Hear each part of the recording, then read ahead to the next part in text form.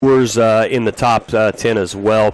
I look at the matchup tonight with Lures and Homestead. That's going to be a slobber knocker there. You've got 1-1 Lures, 2-0 Homestead. That should be a doozy of a football game at Lures tonight. You've got Eastside. They're playing West Noble as well. That's going to be an interesting matchup, I think, tonight, where you've got Eastside and West Noble playing. Of course, Oak Hill in Class 3A, and in 3A you've got a team that is in Oak Hill sectional now. Yep. Thanks, IHSAA.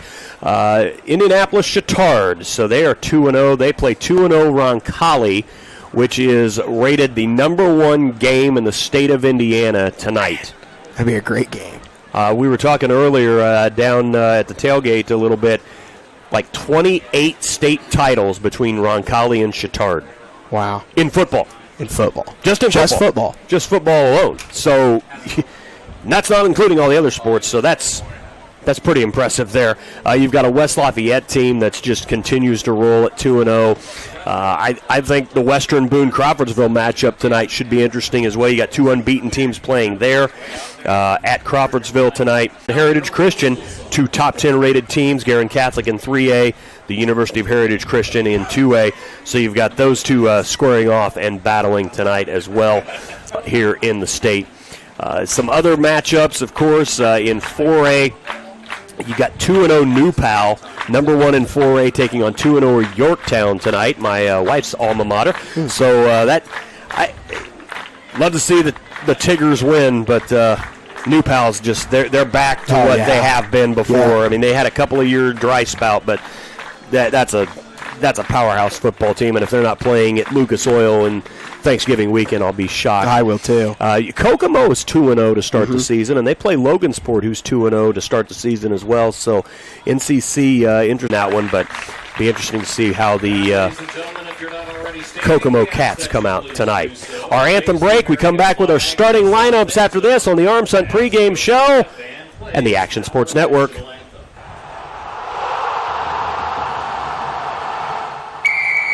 To win in sports, you must have a strategy as the game changes. The same is true of investments. I'm financial advisor Mark Fleming, your Edward Jones financial advisor, and I can help you create a game plan for financial success. Call me 765-573-7063 to get started today. Edward Jones, member SIPC. Back in the day, people traveled by horse and buggy. If your horse died, you just horse. Today, with the price of new cars and trying to find what you want, more people are keeping their car. So take it to In-N-Out Automotive and make sure it lasts a long time. In-N-Out can make sure your car is running at its peak performance with trips back and forth to school, practice, work, and the grocery store. They also have the new 1234 YF refrigerant to make sure you stay cool. See Vince and the team at In-N-Out Automotive, 1123 East 38th Street in Marion. Being a good neighbor means taking care of those close to you, and State Farm agent Keenan Davis will take care of you and your family. Auto, home, and life insurance is something we all need, and Keenan Davis will help you save money and give you peace of mind at the same time. If your driving record is not so perfect, that's okay. Keenan can help those with high-risk insurance. See State Farm agent Keenan Davis, 1001 Northwestern Avenue in Marion. Like a good neighbor, State Farm is there. Welcome to the family.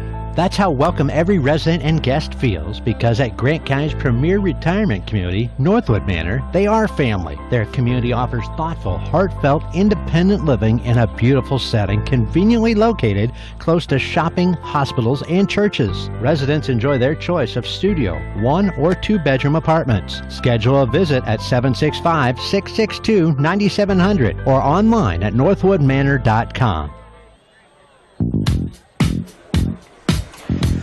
It's time for the starting lineups from Marion Health. Get into the lineup of life, because your health means everything. Marion Health will give you the great care you need when you need it. Call Marion Health Access to schedule your appointment. Marion Health, great care from great people with the starting offensive units for both teams. G. Schaus. Well, let's take a look at the up front for our visitors tonight, the Eastbrook Panthers. Starting at center, a 6'1 senior, number 77, Colton Lookaball. At one of the guard spots, a 6'2 junior, number 55, Hunter Wright. At the other guard spot, a 6'1 junior, number 51, Cole Myrick. At tackle, a 6'2 senior, number 50, Connor Boyd. And at the other tackle, a 6'1 junior, number 66, Sean Cooper.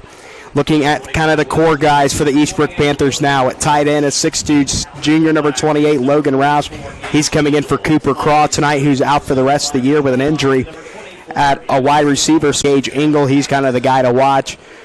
Also at another slot position, a 5'9 senior, number 7, Elijah Wilhide. At the other slot, he's kind of the straw that stirs the drink, a 6'1 senior, number 24, Devin Stupples. And at quarterback, a 6' senior, number 11, Josh Slater. And the Eastbrook Panthers are coached by Jeff Adamson. Looking at the starting offense for Oak Hill, starting with their offensive line. At center, a 5'9 senior, number 75, Parker Bailey. At right guard, a 5'10 sophomore, number 59, RJ Trevino. At left guard, a 5'9 senior, number 74, Silas Jones. At right tackle, a 6' senior, number 54, Garrett Thompson. And at left tackle, a 6'5 senior, number 53, Wyatt Streams. That's a big guy in there for Oak Hill. At wide receiver, a 6'3 senior, number 14, Lucas Hasty. At wingback, a 6' junior, number 21, Avery Mills. At the other wingback position, a 5'9 junior, number 43, Will Warnick. At fullback, a 6'1 senior, this guy needs no introduction, number 12, Kyle Taranchik. And at quarterback, a 6'3 junior, number 5, Levi Trexler. Oak Hill is coached by Bud Osman. All right, 24th year for Coach Osman, the 34th year for Coach Adamson. And coming up on kickoff time here in about 5 to 6 minutes from now, and we are looking at 80 degrees here as we get close to kickoff right now. It feels like that in the press box. It's just because all the hot air since Renbarger walked up here. So, but you look at a beautiful night though. There is a breeze going out there, so that's going to help as well. And we got the haze going a little bit, so the sun's not necessarily beating down here for the first half of this football game, and that's going to help. But by this point in the season, you better hope that your players are hydrated. I mean, we saw cramps the first couple of weeks where people were struggling and cramping up, and that's typical of what you see the first couple of weeks in high school football. But I think tonight we're going to be good to go, and we're certainly good to go, at least on paper, with the crew. Justin Shippey and his crew, a state finals crew, worked some state finals in football, so we'll see how they do tonight as well, and good to see Justin and the crew out here on this game, because these games like this, when you get a game like this, you get a game like the Chittard-Roncalli game, you want to see a good crew working that game, so you know that, okay, they're going to call what needs to be called, they're going to talk to the guys, they're going to say, hey, quit holding, you do it again, I'm going to throw the flag. I mean, guys like this that have done it for a while, those are the kind of crews you want to see work these big games. Yep, it's always good to have these state final level officials. These guys, I've seen them around. They do a lot of basketball. I've seen them do some baseball, and they do some football as well. And, it's always good to have those state final level officials in here.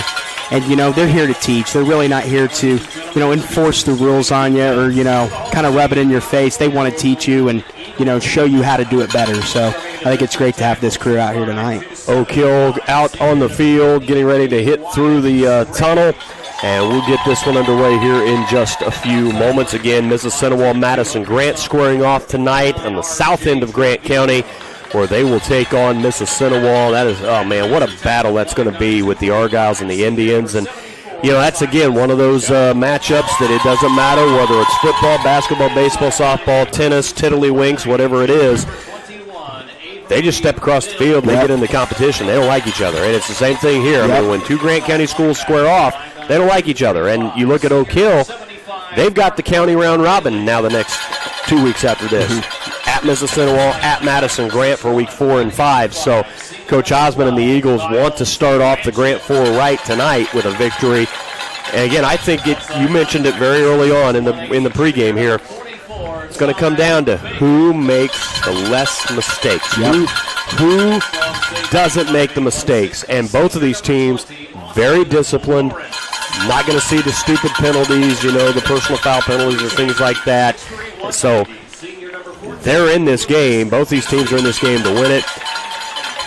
Big plays. That's been Eastbrook's Achilles heel, where they gave up a big play against Huntington North. They gave up some big plays against New Haven last week. We know that Oak Hill has the breakaway with Taranchik, but on the flip side, we know that Eastbrook has the breakaway with Stupples. So I'm pumped up. I'm excited. I've been ready to go. I couldn't sleep all last week. night. Oh, I've been ready to go all week for this football game. So Oak Hill comes out of the tunnel, and they are ready to go. So whoever makes fewer mistakes tonight, I think, comes out on top. All right, let's sneak in another quick timeout, and we'll get the kickoff and get you ready as we wrap up the Arms Hunt pregame show on the Action Sports Network. A winning team can make all the difference in the world. Hi, this is Jen McKinney with the McKinney team powered by Nations Lending. We are hometown girls supporting hometown people and committed to helping finance the home you've always dreamed of. Let the McKinney team help you unlock the door to your new home. Come see Jem, Wendy, or Allison north on the bypass in front of the 5 Points Mall or anytime online at jemmckinney.com. Partner with the undisputed leader in Enlist E3 soybean genetics. With exceptional yield and value, neighbor-friendly weed control, and more new elite genetics developed faster, Stein can help you maximize profits on every acre you plant. Discover yield plus experience with Stein Enlist E3 soybeans. Learn more at steinseed.com. Stein has yield.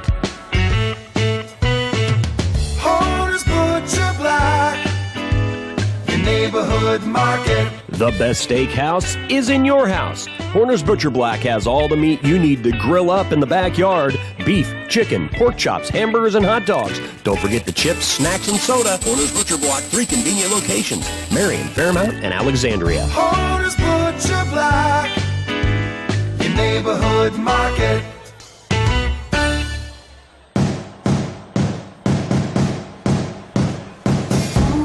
We are getting ready for the ceremonial coin toss here. I'm going to say whichever team wins the toss, they'll defer. I heard this. Well, actually, it's something I asked the guys today. They said Oak Hill wants the ball first if they win the toss. And they do? Yeah. And they defer. Yep. The players may have wanted the ball first, but the coaches don't. Nope. So Well, it's always good. You get the ball to start the second half anyways, especially if you go in to score to in the first half, get the ball to start. It's always great. So it'll be the Eastbrook Panthers getting the ball first. Man, I can't wait. Tonight. Oh, this is going to be a great football game. We are just about ready to go. Perfect night for football. Thanks for being a part of the Action Sports Network. Our big thanks to all of our fine sponsors. We cannot do what we do without our sponsors, so thankful for them. Horner's Butcher Block, Stein Seeds, Jesse Strange, appreciate him. The McKinney team, powered by Nations Lending. Of course, they bring you the halftime show. Also, Northwood Manor, State Farm agent Keenan Davis. In-N-Out Automotive, and Edward Jones financial advisor Mark Lemming. We just appreciate all of our sponsors for being on board with us the inaugural season of the Action Sports Network. Final instructions from the special teams coaches. Coach Edwards in the huddle with Oak Hill, which I asked Coach Osma, I said, you don't have a hair length policy on the team? I looked at him and said, Coach, you couldn't play for the New York Yankees. He says, I wouldn't want to. And I'm like, you should. Not right now. That's God's team. And then you got Coach Liddick over on the other side for Eastbrook. Two legendary coaches. I tell you, they are great assistant coaches in football, and great head coaches in their respective sports. I mean, just fun to talk to and fun to watch those guys at their craft. Elzinga will tee it up. We'll have Stupples and Engel. Stupples on the far side, Engel on the near. And we are just about ready to get it underway here tonight on the Action Sports Network. There's the whistle. Elzinga waiting. Week number 3 of the high school football season is underway. End over end, and it will go into the end zone for the touchback. And Coach Adamson referenced that.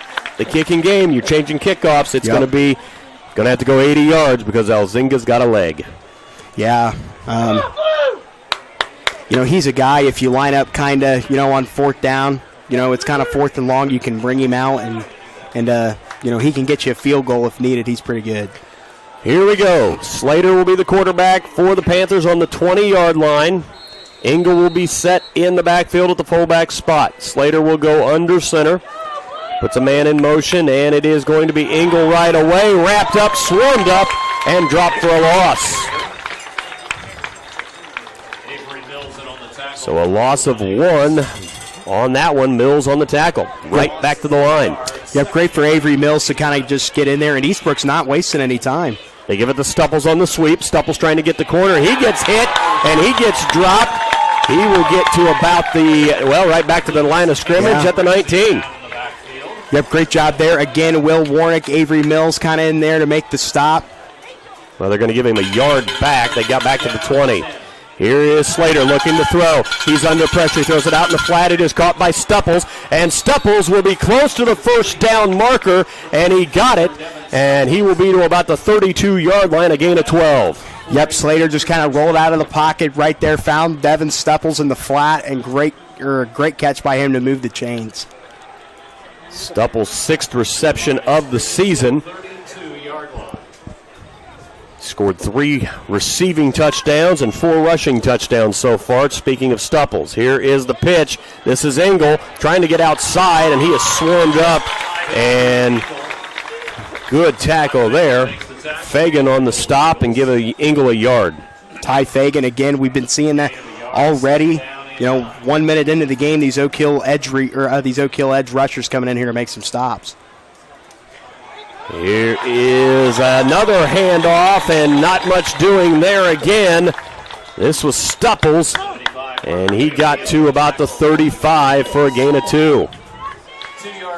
So again, right now it's about a yard or 2 and a cloud of dust for the Panthers. 3rd down and 7 from their own 35 here. Slater under center, puts a man in motion. It's Engel, little stop and go move, and Engel going to be stopped short. He'll get across the 35 to about the 37-yard line, a gain of 2, and the Panthers will be forced to punt here, or will they go for it? It'll be interesting. I think we got a couple new subs coming in. Yeah, here comes Olsen to punt. Yep. So 4th and 5, they will kick. And Coach Edwards now directing traffic, sending a couple of guys back to receive the punt. Yep, this will be Nally and Hasty. And that one bounced on the ground, and it's blocked! The kick is blocked! Olsen trying to get to it, and Oak Hill will recover it inside the 25-yard line! Wyatt Strange came in there and picked up the football. What a huge momentum shifter for Oak Hill. The very first punt of the night, the ball was snapped, and it bounced to Olsen. And then all of a sudden, he tried to get rid of it. It was blocked, and Oak Hill takes over on the 23-yard line of Eastbrook. Well, I mean, you go back to the pregame show, we said it's the team who makes the fewest amount of mistakes, and that's the first big mistake we've seen so far from either side. Trexler will be the quarterback, Taranchik in the backfield with him. Trexler puts a man in motion, and it is Trexler looking to throw. He airs it out for the end zone, and it is going to be picked off. Stupples with the interception. Well, Coach Osmond going right at it, trying to go for the big one. On the first play from scrimmage, he had a man in single coverage, and Stupples with the INT, first turnover on the night. So a change of events here. Devin Stupples was just biting on that pass. You could see it in the air. He was reading that thing the entire time. Great play there from Stupples, and they get the ball back. Here is Slater. He'll hand it. Oh, hello and good night. Engel got drilled by Avery Mills after getting 2. Yep, Avery Mills coming in there from that linebacker spot. Just came right over the line of scrimmage and met Engel there, the ball carrier. Check, 2-yard gain, 2nd down. So 2nd and 8 from the 22 for the Panthers. They'll look at the wristband. Slater will go back under center. Put Stupples in motion. It's going to be Will Hyde this time, and he gets hit for a loss. They'll go right back to the 20 on that one. Back to about the original line of scrimmage there. Oak Hill not wasting any time getting their edge rushers in there to make some plays. So now 3rd and 10 from the 20. About 3 minutes into this one at the 8:50 mark of the first quarter. No score. Eastbrook got a punt blocked. The next play, Oak Hill turned it over on an INT. Here is Slater. He will look to throw. He's under pressure. Go! He gets drilled and hit by Taranchik, but we've got Laundry on the field. Let's see what the call is here as it goes to the 13-yard line. So as it stands, it's a loss of 7. But let's see what the flag is. A legal shift on Eastbrook, and will they accept it? Legal shift, and they'll decline it. So it'll be 4th down and another punting situation here, and that was a big hit by Taranchik on Slater. Yep, Taranchik. I really didn't even see him come in there to make a play. He just kind of came out of nowhere to make the tackle. And this is not good for Eastbrook now because now they're punting even deeper in the field. Yeah, Olsen standing in his own end zone. Olsen back to punt. Ready to snap. Good snap that time, and he'll get this one away. End over end kick. It's going to bounce and picked up by Nally, and he'll get across the 40 and stopped right there. So Oak Hill has good field position again to start as they'll be in Eastbrook territory on about the 39-yard line. Well, I mean, the last play, Oak Hill had the ball for one play and turned it right back over to Eastbrook.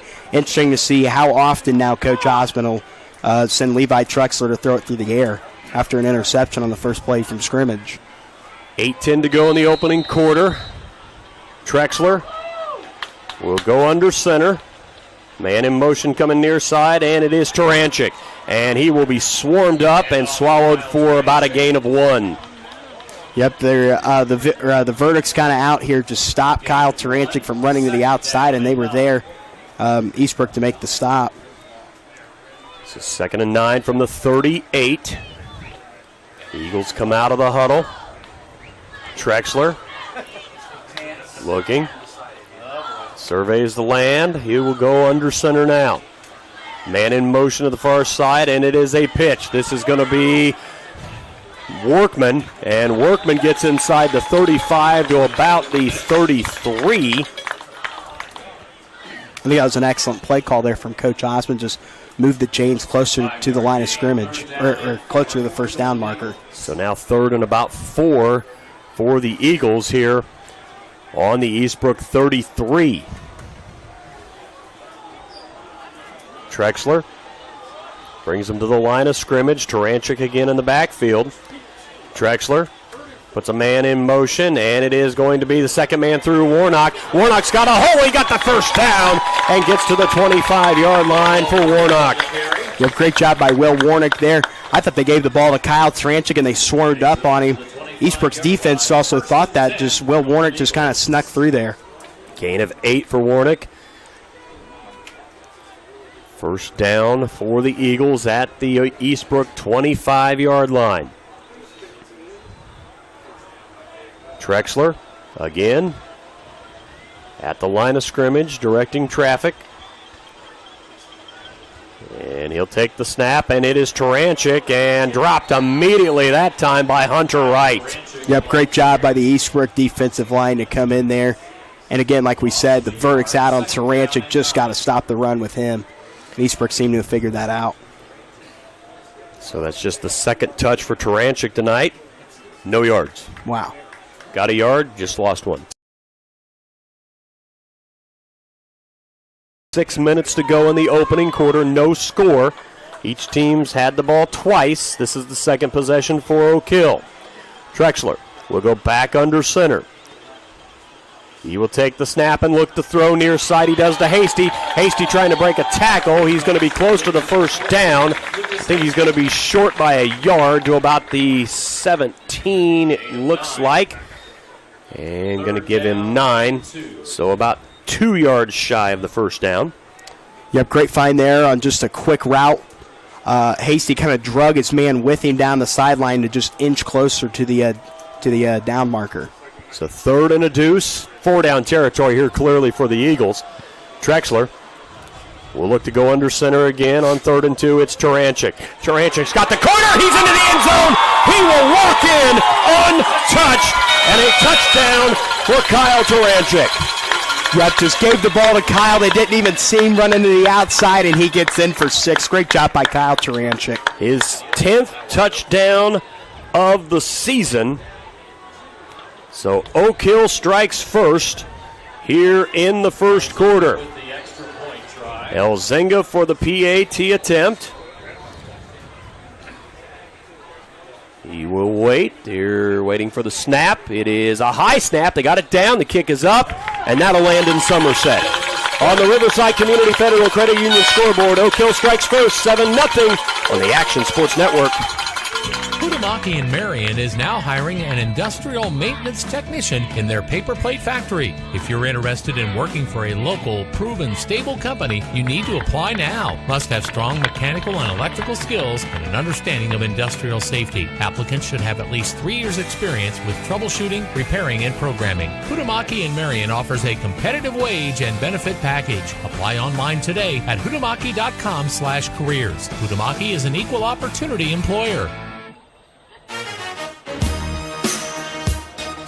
Well, Oak Hill strikes first with a 17-yard touchdown run by Kyle Taranchik, his 10th of the season. And they strike first, lead at 7-0, and that's what the doctor ordered for the Oak Hill Golden Eagles. Yep, great second drive there from Oak Hill. You know, Kyle Taranchik struggled early. Eastbrook's defense found him, in the short yard game. And then just that one play there, he just kind of snuck through the defense, and nobody saw him running towards the end zone. Elzinga will put a boot into it, and he does. And that one again goes to the end zone. So another touchback for Elzinga. Panthers have 80 yards to go to try and tie this one up here in the first quarter at the 5:41 mark. As the Panthers now will come out.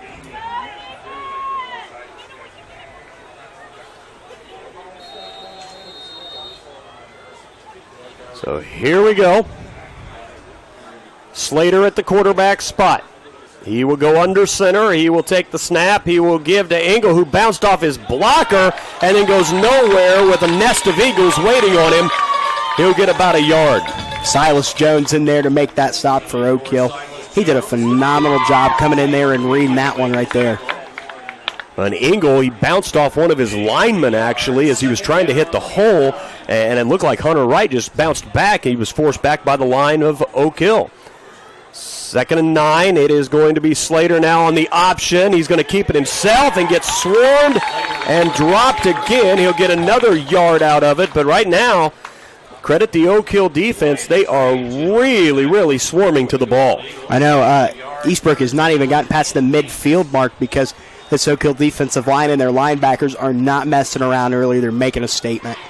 3rd and 8 now from the 22 for Eastbrook. Slater back under center, takes the snap, looks to throw. He throws over the middle. It was tipped up, and it is almost intercepted.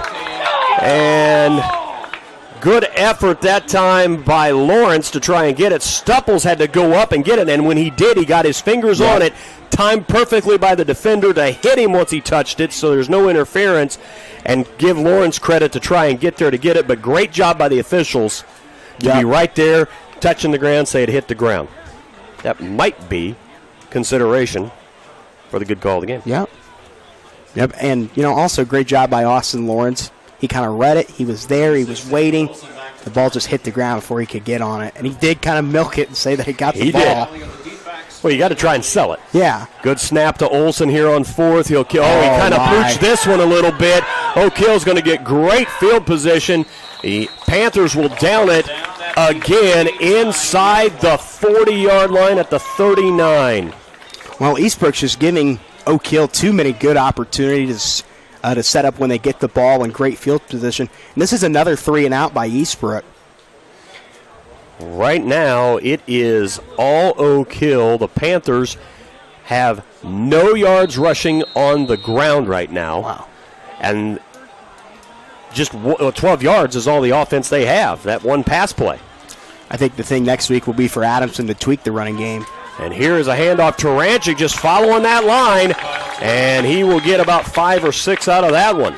Yep, great job, Wyatt Strange, to just push forward and Kyle Tranchik to find his lineman and just kind of hang on to him, and he'll drag you forward. He'll get 4 on that carry. Oak Hill, not too many first downs so far, but they are moving the change, and they do have 7 up on the board with 4 minutes to go. Trexler under center. He will put a man in motion, and he will give it to Taranchik and immediately hit Logan Roush, the first to greet him, and he'll get about 2. Update on the Action Sports Network. Madison Grant has scored first. They lead 7-0 over Mississinawa. Wow, so Eastbrook and Mississinawa both down early in 2 games, and they're traditionally the 2 that run this county. Well, and two teams in Oak Hill and Madison Grant that have not beat that opponent in some time. It's been 2014 for Oak Hill, 2012 for Madison Grant. Here's Trexler. He'll take the snap. He'll look to throw out in the flat. It's caught by Hasty at the 30, first down and more to about the 25-yard line. A gain of 9, so good job that time. Trexler just a little one-step drop. Finds Hasty for his second catch. Yep, I think it's really good that Trexler knows where his receiver is going to be. He knows what receiver is going to be open because he's been studying the playbook. So now the 25-yard line, the line of scrimmage, another first down for Oak Hill. Here is Trexler. He will come to the line of scrimmage with Taranchik behind him. Trexler puts a man in motion. It's Mills, and it's Mills on the first carry of the night for him, and he will slash through and get to about the 21-yard line for a gain of about 4. Yep, Oak Hill likes that pitch play with Avery Mills. That's really, they don't run it with anyone else except for Avery Mills. And so, half of his carries come off of that nice little pitch play where Trexler takes a couple steps out and then gives Avery the ball. 2.5 and counting in the first period. Oak Hill 7, Eastbrook nothing. As the Panthers, a little on their heels right now. Oak Hill takes the snap. It's going to be Trexler, second man through Warnick, and he will get across the 20, and he's going to be short of the first down. He'll get to about the 18, it looks like. So a gain of about 3 for Warnick. And it will bring up a third down and about 3. So if you're Eastbrook, you've mentally, from the mental standpoint, you got to get a stop. If you're Eastbrook, if you're Oak Hill, you got your foot on the gas, mash it down, score again. I think Eastbrook, if they can get another stop, they can continue and put some momentum on the offensive end of the football.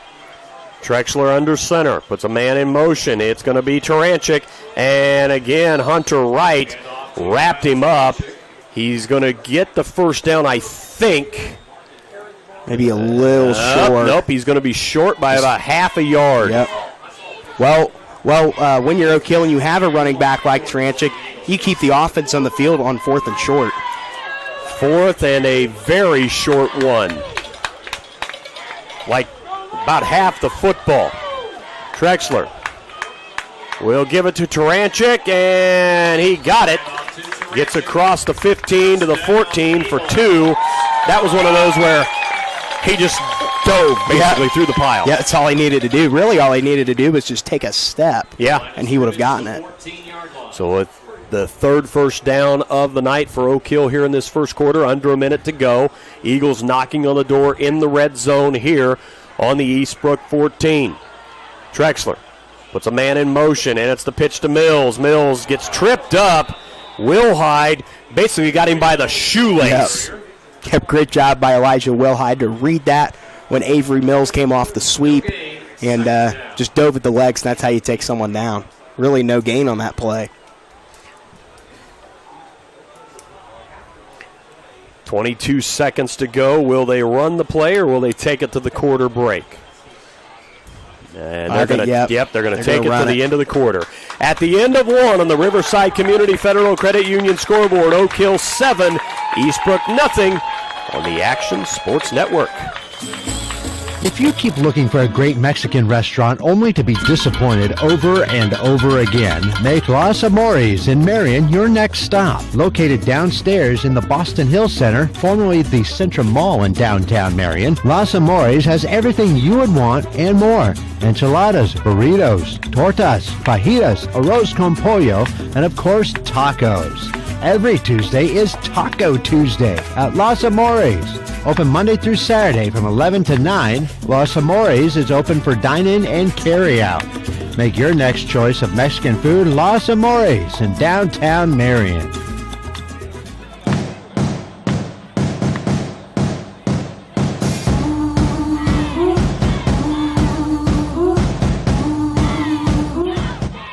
It is 7-0 through one quarter of play as the Oak Hill Golden Eagles struck first, and now they are knocking on the door, Grant Schaus, on the Eastbrook 14-yard line. Man, Oak Hill's defense has really shut down. Eastbrook early. Linebackers, Parker Bailey, Avery Mills getting in there, Wyatt Strange doing a phenomenal job coming from the defensive tackle spot. And Oak Hill's defense is rolling the start. So Oak Hill knocking on the door here to try and go up 2 scores. A position. Are you tired of struggling with weight loss on your own? Oops. There are so many different. Didn't mean to do that. Eastbrook's not been in this position in some time. Well, at the end of one, Madison Grant 7, Mississippi 0, so they're in the same spot as us right now. And it's going to be Taranchik. Gets to the corner, gets to the end zone, and scores his second touchdown. This one from 14 yards out. And Oak Hill up now 13-0 with the PAT. Awesome job, Kyle Taranchik. Basically same play as the first one, just getting to the outside and just finding the corner of the end zone to get in for a touchdown. So the PAT coming from Elzinga. Snap, kick on the way, and it is good. On the Riverside Community Federal Credit Union scoreboard, 14-0 Eagles over the Panthers on the Action Sports Network.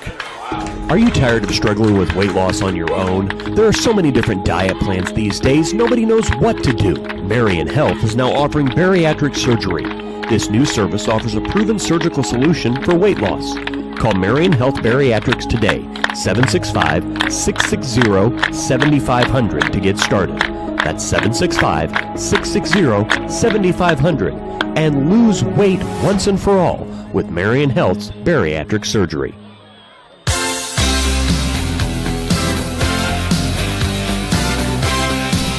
Oak Hill in the driver's seat right now, up 14-0, 2 touchdown runs by Kyle Taranchik, one of 17, one of 14, and 10th and 11th touchdown of the year, and Eastbrook's dug themselves a hole right now, and this is a team that offensively right now, Grant, they've run, 5, 7, 11 plays of offense and have 12 yards to show for it. Yeah, Coach Adamson cannot be happy with the running game. But, credit Oak Hill's defense. They're doing a phenomenal job. This is probably the best defense we've seen through the past 3 weeks. So you got Howell deep, and it looks like Engel as well, and that one's going to be another touchback. So now another 80 yards for Eastbrook to go, and I'm interested to see if Stupples comes out because you had Howell on that return that time. Because on that play, the incomplete where Stupples got drilled, I don't know that he's been back on the field. Let's see if he's back in the huddle. Trying to look for him here. Let's see, there's Engel. I don't see him out in the huddle right now. That could be a huge Unless game he's on changer. no, there he is. Okay. Yeah. He was on the backside. So now he will come out split to the near side. So now Eastbrook pretty much to get back in this in a passing situation with 7 on the play clock. Slater looks at the wristband. He's down to 3. He's down to 2. He's down to 1. He's going to take it. He's going to hand it off to Engel. And Engel will get a couple out of that one. But that's pretty much what the running game has consisted of so far here tonight. About 2 yards, and that's it.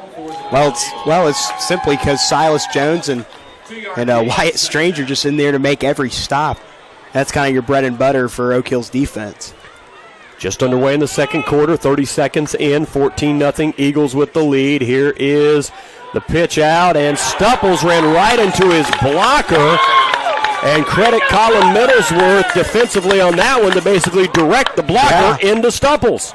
Yep, Stupples just kind of got confused. I mean, his team is wearing white right now, but just kind of ran over his own blocker. And we saw that earlier in the game where I think it was Gage Engel, kind of got hit by his own blocker. They're going to say about a loss of 1 on that one, back to the 21-yard line. So 3rd down here for the Panthers. Slater will look to throw. He's under the gun. He throws it out, and it is caught by Logan Roush. Logan Roush with the catch from the tight end spot. He grabs it and hauls it in for a 10-yard gain and a first down for Eastbrook. Yep, that's got to be good for Eastbrook. You're kind of maybe are letting up a little bit, and maybe there is some daylight. You're down 14-0, and you're trying to dig yourself out of this hole. So here is Slater. We'll hand it off. Second man through is Stupples. He'll kind of shift around and got about 3 or 4 out of that play where, again, it's one of those where he should have been dropped for maybe 1, but then he's so shifty, he gets to the 35. Yep, just kind of fools Oak Hill's defense in there a little bit, which, like we've been saying, their linebackers and defensive line have been incredible tonight so far. Slater will take the snap. He'll look to throw again. He's going to throw it out, and Engel with a one-handed grab.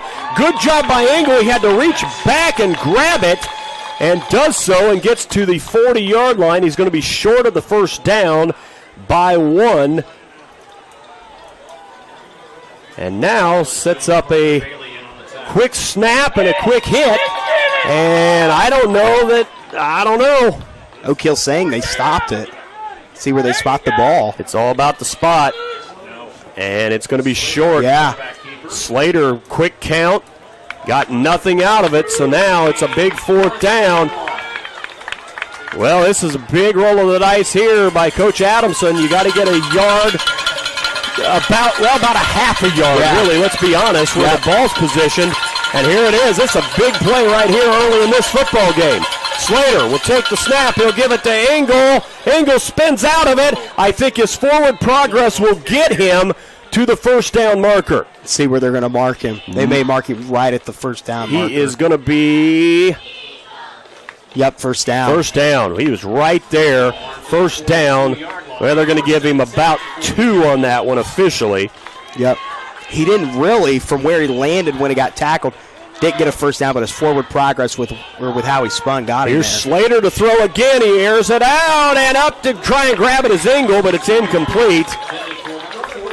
And it'll be second down. Lucas Hasty in there picking up the football. I think Ty Fagan in there on the coverage as well. Great job by the middle there from Oak Hill. So now the 42-yard line, 9:05 to go in the half. Oak Hill 14, Eastbrook nothing here on the Action Sports Network.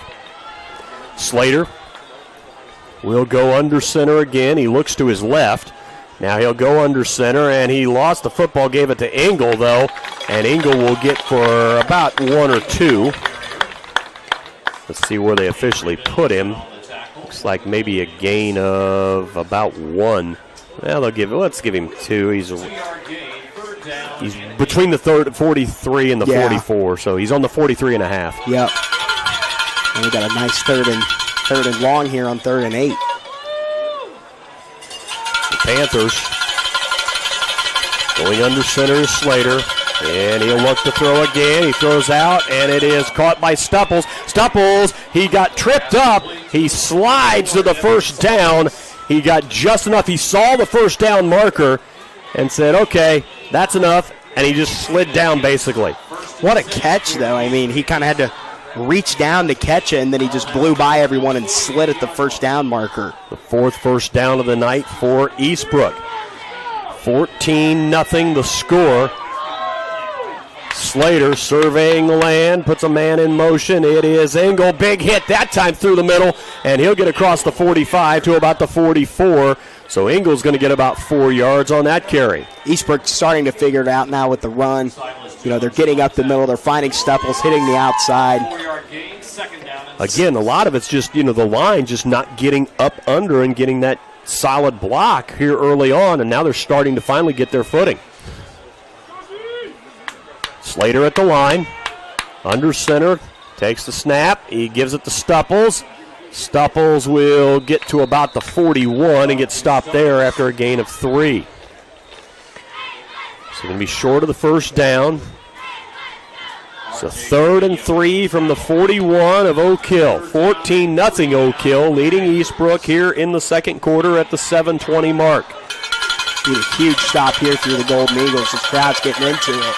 Slater takes the snap. He's going to throw again. He's rolling out. He throws on the run. It's Engel, first down and more. 35, 30, stays on his feet. And are they going to say he was down, or are they going to say it was a fumble? I think he was down. Yeah. I think he was down. Oak Hill starting to realize it. Oh, they do not. Oh, my goodness. They're going to give a pass completion and then a fumble. Engel clearly went down at about the 28-yard line.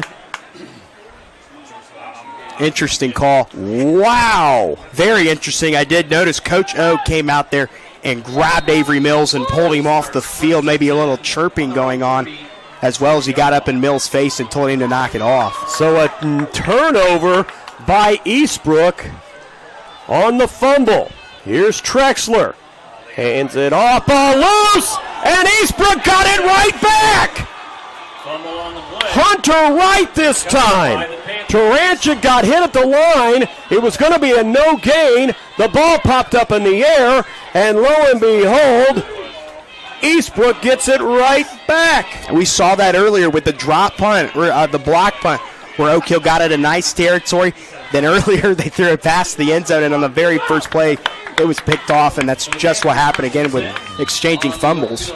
Well, they say it in basketball, the ball never lies. Well, maybe the ball didn't lie on that one there. Wow. So Eastbrook gets it right back on the Oak Hill 39. It could be a huge momentum shifter as well. Slater to throw. He's got time. He was hit, and it's going to be incomplete. And that was that Taranchik? Yep. It was coming in to greet him. Kyle Taranchik is lining up on that right side every single time to come in there and force Slater to make a play. And Slater can't help but notice he's a little slow getting out of the pocket, which makes for Taranchik to get in there and try to make a stop. Slater on second down. Now he'll stand up out of the crouch, and he'll look to the sidelines. We got 10 on the play clock. Slater looks at the wristband, now to 7. Now goes back under center, and he will give it to Engel, who hits the hole and gets to about the 37-yard line. Gain of about 2. Action Sports Network update. Madison Grant now 13-0 over Mississinawa.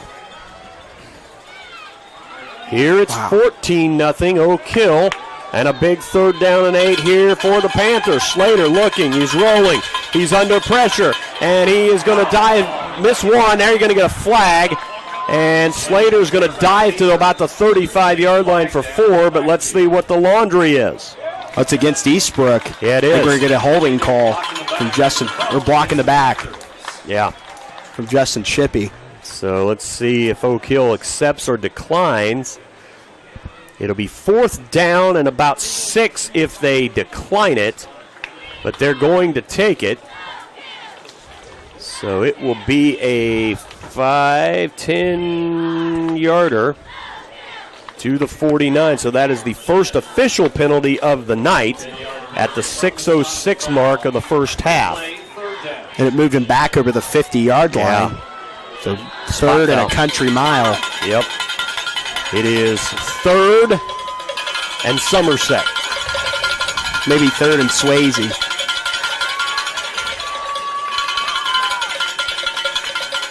Under 6 to go in the half. Down to 8 on the play clock. Eastbrook at the line. Taking the snap is Slater. He's under pressure, and that one, was going to be picked off, but Fagan had it hit the hands and dropped it, and that'll bring up a 4th down, and obviously now a punting situation if you're Eastbrook here. Well, Ty Fagan, he reached with the ball with one hand, and it's probably a good thing to reach with two hands. Yeah. Makes it more likely to catch the ball.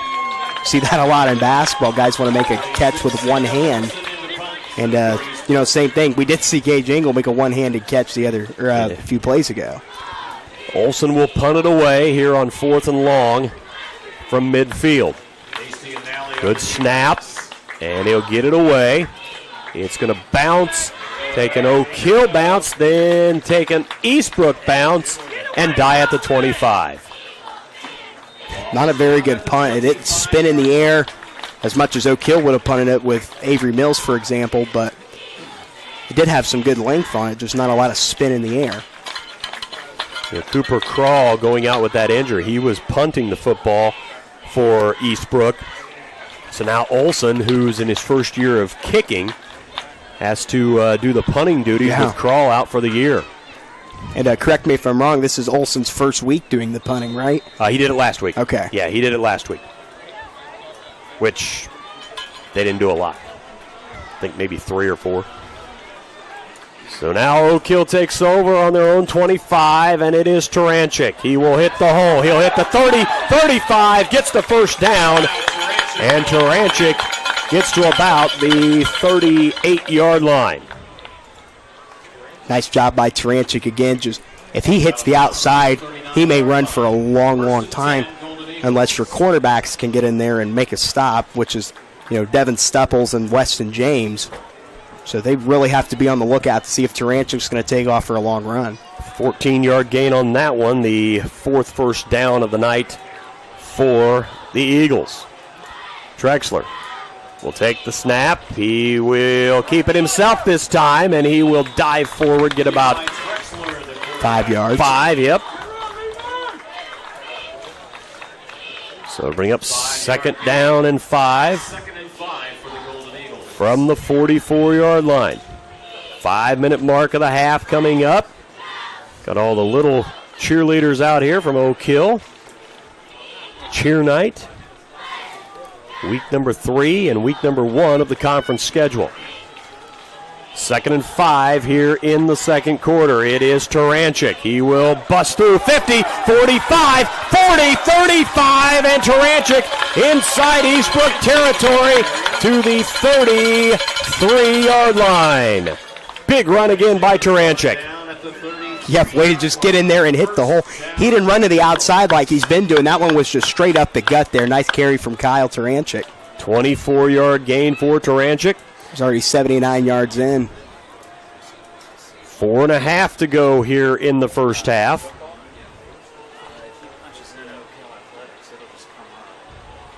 Trexler barks out the signals. It's the pitch. This is Workman. Workman's got room. 30, 25, 20, 15, and down inside the 15-yard line. Howell with the touchdown-saving tackle. And Workman with his second carry gets to about the 12-yard line. So a gain of 21 on that one. Yep, he just had one guy he had to beat. Great. And give Bodie Howe credit there to chase him down and stay with him and not give up on that play. So now in the red zone again are the Eagles. Trexler puts a man in motion. He will give it to Taranchik. He'll hit the hole, and Big Will Payton, one of the first to get there, and got about a yard on forward progress. There's really nothing you can do about that when you have Will Payton in there, a big body to make a stop. So, you got to be careful on what side of the line you want to run it on. 6'3", 360, talking about Big Will. 3.5 to go in the first half. Oak Hill 14, Eastbrook nothing. Oak Hill coming to the line of scrimmage with Trexler at the quarterback spot. He will go under center again. Takes the snap. Taranchik trying to get the corner. Breaks one tackle. He will walk in again. with basically one Panther that breezed by his jersey, and a touchdown for Oak Hill. And they are in control right now. And it's the same play every time. Just run to the outside and look for the corner. That's how he scored 3 times tonight. Great job from Kyle Taranchik. His 3rd touchdown of the night. 17, 14, and 13 respectively. The extra point coming by Elzinga. Workman will hold. The kick is up, and it'll land in Sweetser. On the Riverside Community Federal Credit Union scoreboard, the Eagles in the driver's seat here early. They lead 21-0 over Eastbrook on the Action Sports Network. When a loved one passes away, one way to keep their memory alive is with a monument. This is Stacy Turner. At Arms Hunt Funeral Home and Cremation Services, we can find the perfect monument to memorialize your loved one in a way that shows respect while sharing their personality with others. Let Arms Hunt Funeral Home and Cremation Services give your family peace of mind that when the time comes to say goodbye, you will have a lasting tribute for years to come. Arms Hunt Funeral Home and Cremation Services in Fairmount, Marion, and the Jones Smith Chapel in Upland.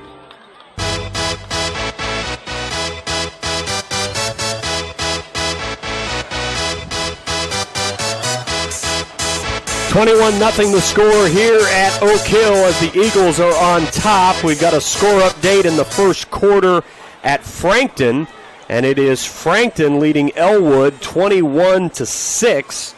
Again, that in the first quarter. And then also we have Alexandria and Blackford still at 0-0 in that one. And then Homestead leads Lures 7-6 in the first quarter in that contest. Here, Oak Hill has come out and flexed their muscles. This kick going to be short of the end zone. It's Stupples from the 6, 10, 15. Stupples tries 20. Now a little sidestep move, 25, and gets tripped up. And about the 30-yard line is where Eastbrook will take over, their best field position all night. Yep. And Coach Adamson cannot be very happy with his squad right now. Giving up these long runs by Kyle Taranchik, that's something they'll have to work on in the break at halftime. They've got 2:59 until the break, and remember, Oak Hill will get the ball to start the second half as well. So Eastbrook coming out. 2:59 to go in the first half. And Slater looking at the sidelines. Everyone's just standing up. Yeah, maybe a little confusion. Your Hunter Wright just now coming back into the game. With 3 on the play clock, they're going to have to take a timeout, and they do. On the Riverside Community Federal Credit Union scoreboard, Panthers have to burn a timeout. They trail 21-0 to Oak Hill on the Action Sports Network. Prince Hall Housing Authority, the affordable income-based housing, pride themselves in providing safe, affordable, maintenance-free living, a place they're proud that you can call home. They offer elderly and disabled and multifamily living, efficiencies, and 1- and 2-bedroom apartments, conveniently located right off 38th and the bypass, with bus transportation at the facility. That's Prince Hall Housing, 3678 Prince Hall Drive. Stop by to get your application today, or call 765-674-9734. Or voice relay 711 for more info. 21-0. Oak Hill with the lead here in the suburbs of Mir as the Panthers have been discombobulated most of the first half. Yeah, they just can't get anything. On their last drive, they did have a nice little time where they drove the ball down the field a little bit. But and Engel gets stuck right there. Avery Mills comes in and greets him after about a 1 or 2 yard gain. They're going to give him 1.5. We'll call it 2. 2-yard gain. Interesting. Oak Hill dominating offensively and defensively. They have 2 turnovers to Eastbrook's 1 so far. Slater. Take the snap, he'll hand it off, and it's Will Hyde, and he gets tripped up. And Will Hyde got about a yard out of that. Well, Will Hyde only coming into this one with about, 7 carries on the season so far. He's already up to 2 with -2 yards looking on Andy's laptop monitor right now. So So 3rd and 7 for the Panthers. Slater, he's going to have to throw again. He's on the run, running to the left. He's just going to tuck it and run, and a good job that time by Avery Mills to chase him down. Slater going to get across the 35 to about the 36. Gain of about 3, maybe 4. Let's see. And they're going to put him on. They're going to give him 4, and Coach Osmond takes a timeout, and we'll do the same. On the Riverside Community Federal Credit Union scoreboard, Oak Hill 21, Eastbrook nothing on the Action Sports Network. Riverside Community Federal Credit Union is supporting all the student athletes in Grant County. This is Tim Mormon. We know that it takes hard work to be a success in the banking world, and we know it takes hard work and dedication to perform on the athletic field and in the classroom. We want to wish all of the athletes and students good luck this school year. Make us proud. Riverside Community Federal Credit Union, 101 North Washington in downtown Marion, or 200 East Main, downtown Gas City.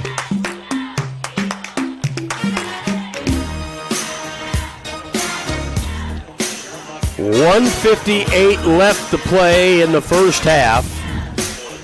It was not a 2-minute warning. This is not the NFL. Nope.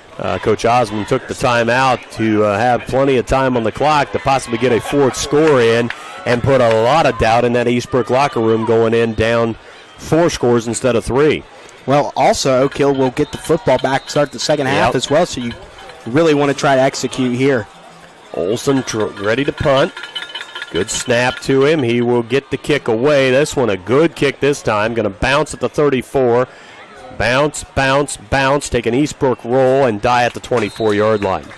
Ball is down to the 24-yard line. So Oak Hill with 1:48 on the clock and 2 timeouts left.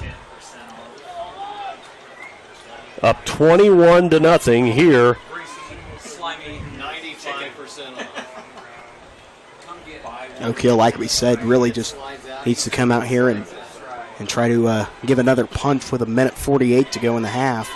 Because you get the ball back to start the second half, and how nice would it be to say that you were up at 1.35-0 on the number 2 team in the state. 24-yard line for the Eagles. Trexler will take the snap. He'll look to throw. He throws it out in the flat, and it's incomplete off the hands of Nally. Yep, Nally would have been a nice catch there to the near side. He just slipped off his fingertips. Maybe the ball was thrown a little too hard by Trex. There was a nice pass, just Nally couldn't haul it in. So $1:45 left in the half. 21-0 Oak Hill. The Eagles have Trexler under center. He will take the snap. He'll throw out. It's caught by Hasty. Hasty breaks one tackle and cannot break another one. He gets knocked out of bounds.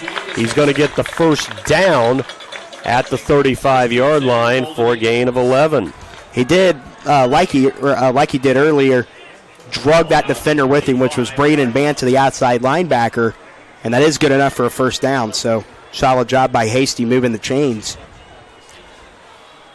First and 10, 1:39 left to go in the half. Clock stopped after Hasty got out of bounds. Trexler will take the snap and look to throw again. He'll throw out. It is caught by Nally, and he's wrapped up by Howe. Good open field tackle by the freshman. And Nally will get about 5 out of that one. Well, yeah, like we said, it's still good to move the chains a little bit. Interesting because Oak Hill is passing the ball a little more on this possession than they have in the previous ones. So here is a flag thrown there, and that is going to be on Oak Hill. Looks like the first flag of the night on the Eagles. It's false start, so it'll be a 5-yarder on the Eagles. Stops their momentum and backs them up to the 35.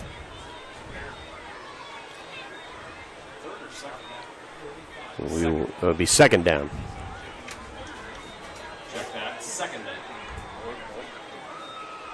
So second down and 10 from the 35.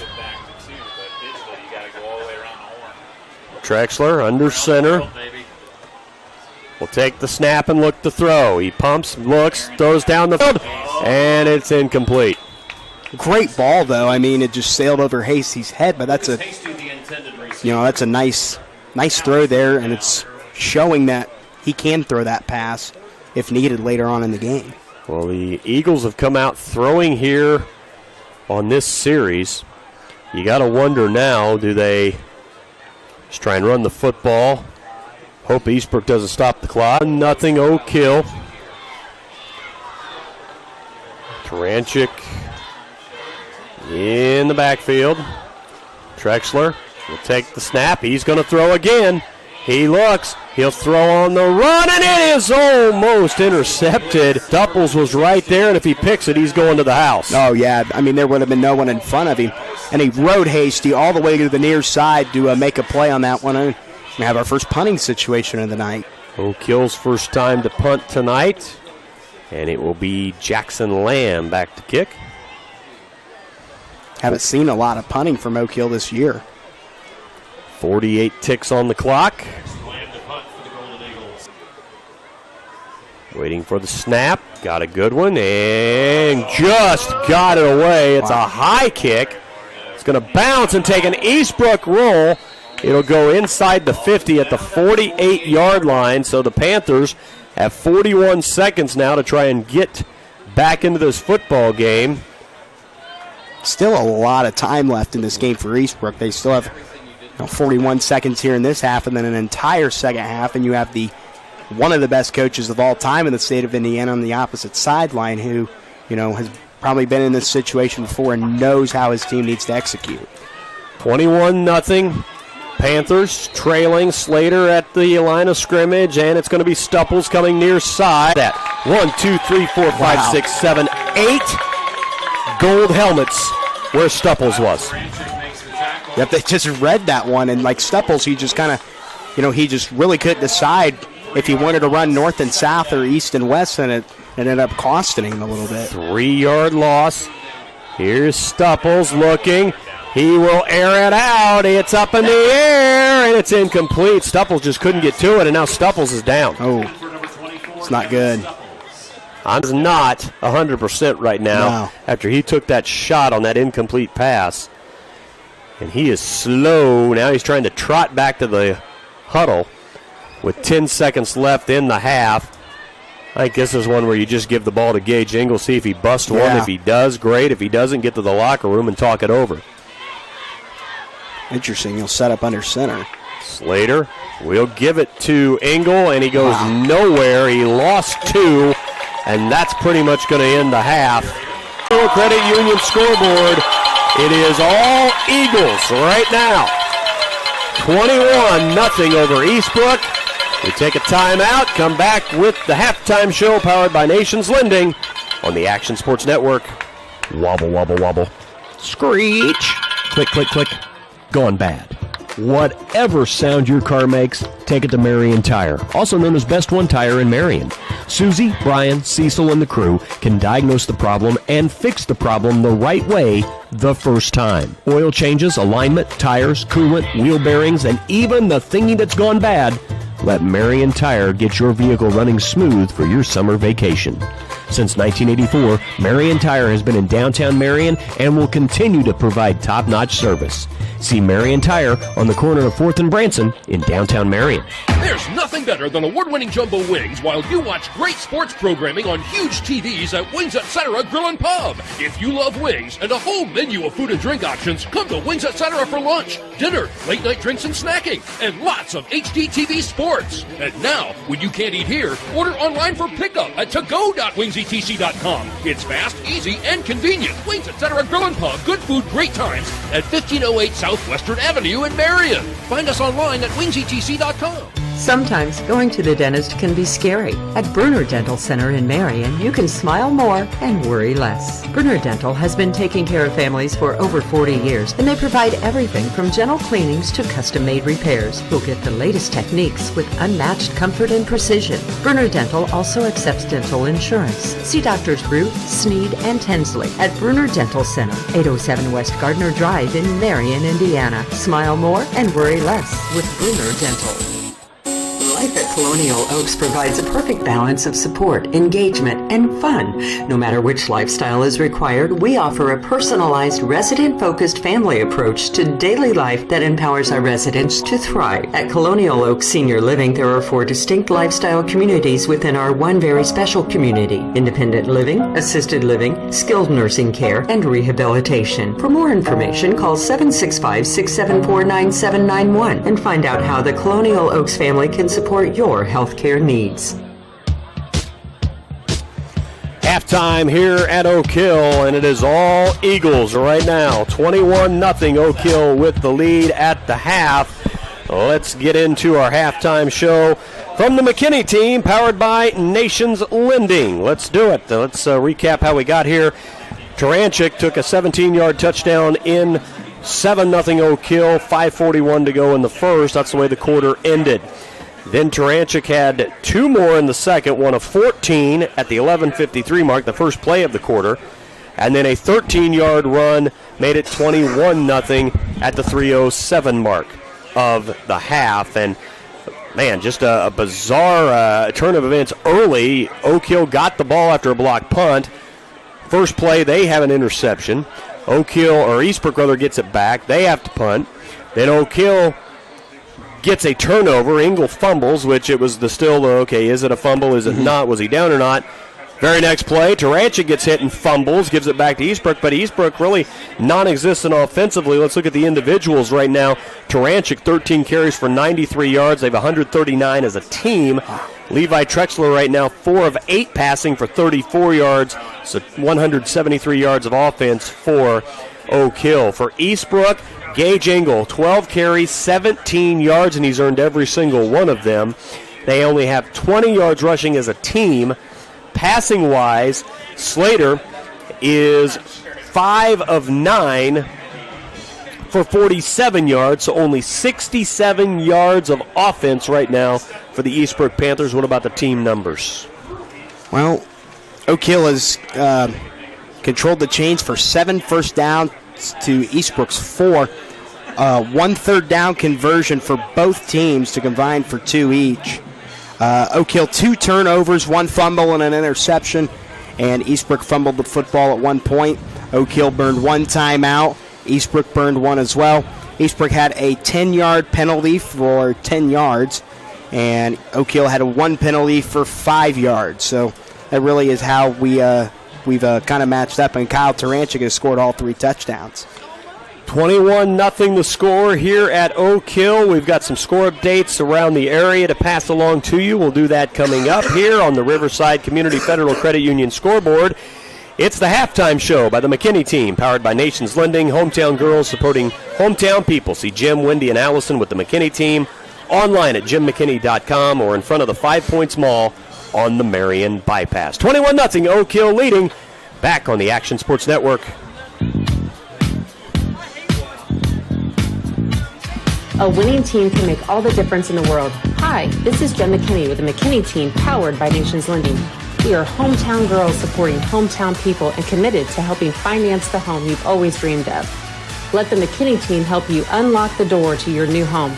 Come see Jem, Wendy, or Allison north on the bypass in front of the 5 Points Mall or anytime online at jemmckinney.com. Driving on a nice summer day can be lots of fun until the guy in the other lane just ran into you.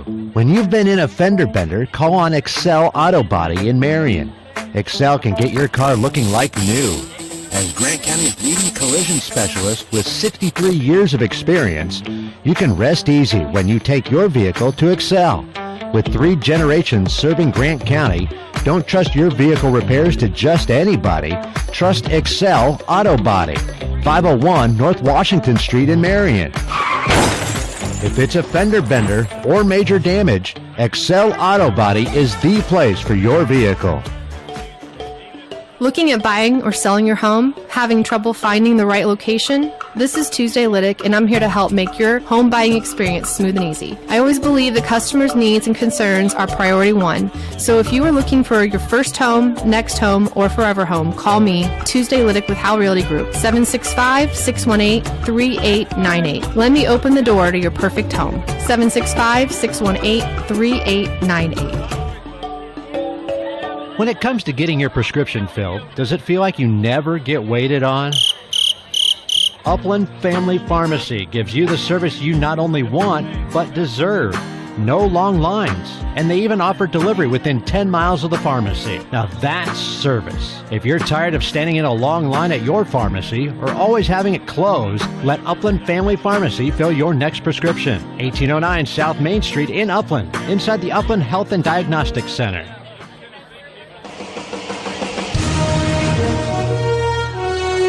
Halftime here at Oak Hill. Halftime show by the McKinney team, powered by Nations Lending. Let's get some score updates from around the area. Madison Grant leads Mississinawa 13-0 at the half in Fairmount. Second quarter action in the CIC, it is Frankton 35 and Elwood 12. And then you have Alexandria shutting out Blackford in the second quarter, 14-0. Bishop Luers leads Homestead late first quarter, 13-7, in a clash of two top-rated teams in the state there. Also, Rochester having their way with Whitco. We talk about a program that's struggled the last few years. Yep. Whitco has really, really struggled. That's 49-0 there. West Lafayette and Western, a battle of two unbeaten teams there. West Lafayette 14-0 over Western in that contest. Carmel playing Detroit Cass Tech. 21-7 the score there, because, you know, now the schools can play schools from wherever they want now. So it's a feeding frenzy. Carmel University not off to a good start so far. Yeah, exactly. Huntington North, they lead East Noble tonight 20-14 right before the half of that one. So some good scores, some interesting scores. And I said week one that Huntington North team was going to be a team that would win some games. They beat Jay County last week.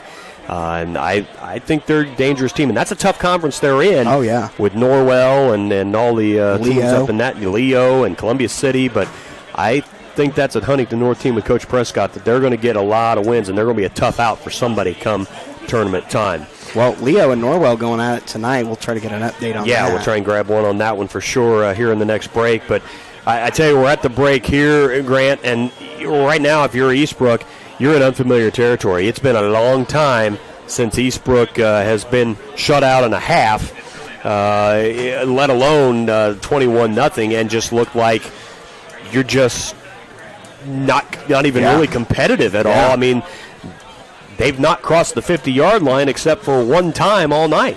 I've not seen an Eastbrook team ever look like this. Is really out of the ordinary, because, I mean, they're the Alabama, they're the Ohio State of football in this county. And they're kind of the big brother, and now I think there's a lot of teams like Oak Hill and Mississinawa, Madison Grant. Those teams are now going to come in and make a statement and say, hey, you're not alone now. Well, it's one of those things where if you're Eastbrook defensively, I mean, they were down at the half last week, but and really didn't play that bad. Mm-hmm. And but not by this margin. No, New Haven had basically two big plays that were fluke plays, the kickoff return and the fumble recovery, and that was the difference in the game going into the locker room. But here it's one of those things of, okay, you're playing a cross-county rival. You got to come out, you got to get a 3-and-out, and then you have basically, at that point, you got to get back in the football game somehow, some way.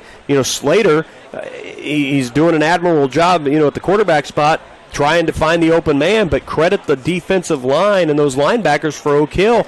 They've just been swarming to wherever the football is. Yeah, I mean, Oak Hill, Wyatt Strange, Silas Jones have been in there. Parker Bailey, Ty Fagan's did a phenomenal job. Really just the defense as a whole has been pretty phenomenal. I think we said, earlier, 67 total yards, maybe less than that for Eastbrook. Yeah, right now they are at 67 total yards of offense in comparison to 173 for Oak Hill. So, yeah, just a not a typical Eastbrook night, but credit again. You got to give credit to Oak Hill. Taranchik they came out early. They didn't let him touch the ball early. He touched the ball a couple of times, and it was like, okay, Eastbrook was there, but then the blocking scheme, they sent him out on those sweeps. The exact same play 3 times. He's been to the house. So if you're Eastbrook, you got to get back on the scoreboard in a hurry. If you're Oak Hill, keep your foot on the gas pedal and make Eastbrook earn it in every stretch of the imagination. It is the halftime show from the McKinney team, powered by Nations Lending. A timeout. We come back with more on the Action Sports Network. Superintendent Brett Garrett, Principal James Roberts, Athletic Director Greg Kyle, and the entire staff of Eastbrook High School want to take this time to salute all the Panther student athletes. They know your hard work on and off the athletic field will pay off for you in the future. Here's to a great sports season.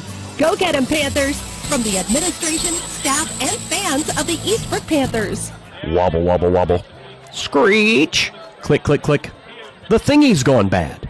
Whatever sound your car makes, take it to Marion Tire, also known as Best One Tire in Marion. Susie, Brian, Cecil, and the crew can diagnose the problem and fix the problem the right way the first time. Oil changes, alignment, tires, coolant, wheel bearings, and even the thingy that's gone bad. Let Marion Tire get your vehicle running smooth for your summer vacation. Since 1984, Marion Tire has been in downtown Marion and will continue to provide top-notch service. See Marion Tire on the corner of 4th and Branson in downtown Marion.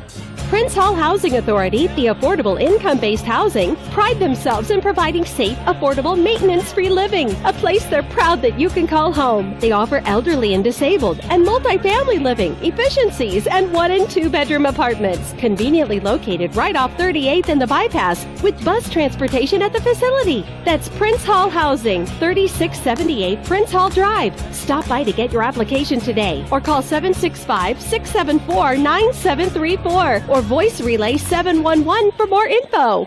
When it comes to wings, everyone knows size does matter. And no one knows it better than Wings Etc. Grill and Pub. Wings Etc. has the biggest, meatiest, award-winning jumbo wings in town. If you love wings and a whole menu of food and drink options and tons of flat screens tuned into sports, we've got you covered. And now, when you can't eat here, order online for pickup at togo.wingsetc.com. It's fast, easy, and convenient. Wings Etc. Grill and Pub. Good food, great times at 1508 Southwestern Avenue in Marion. Find us online at wingsetc.com. Every life has a story to tell, and end-of-life services are the way to share details of a life well lived for your loved one. This is Tyler Jacobs at Arms Hump Funeral Home and Cremation Services. We can assist your family when it comes to providing a memorial service that is perfect for remembering your loved one the way you want. From pre-planning to the memorial service to the monument that stands forever. Arms Hump Funeral Home and Cremation Services will be there for your family every step of the way. See us in Fairmount, Marion, and the Joan Smith Chapel in Upland. Sometimes going to the dentist can be scary. At Bruner Dental Center in Marion, you can smile more and worry less. Bruner Dental has been taking care of families for over 40 years, and they provide everything from gentle cleanings to custom-made repairs. You'll get the latest techniques with unmatched comfort and precision. Bruner Dental also accepts dental insurance. See Doctors Root, Sneed, and Tensley at Bruner Dental Center, 807 West Gardner Drive in Marion, Indiana. Smile more and worry less with Bruner Dental.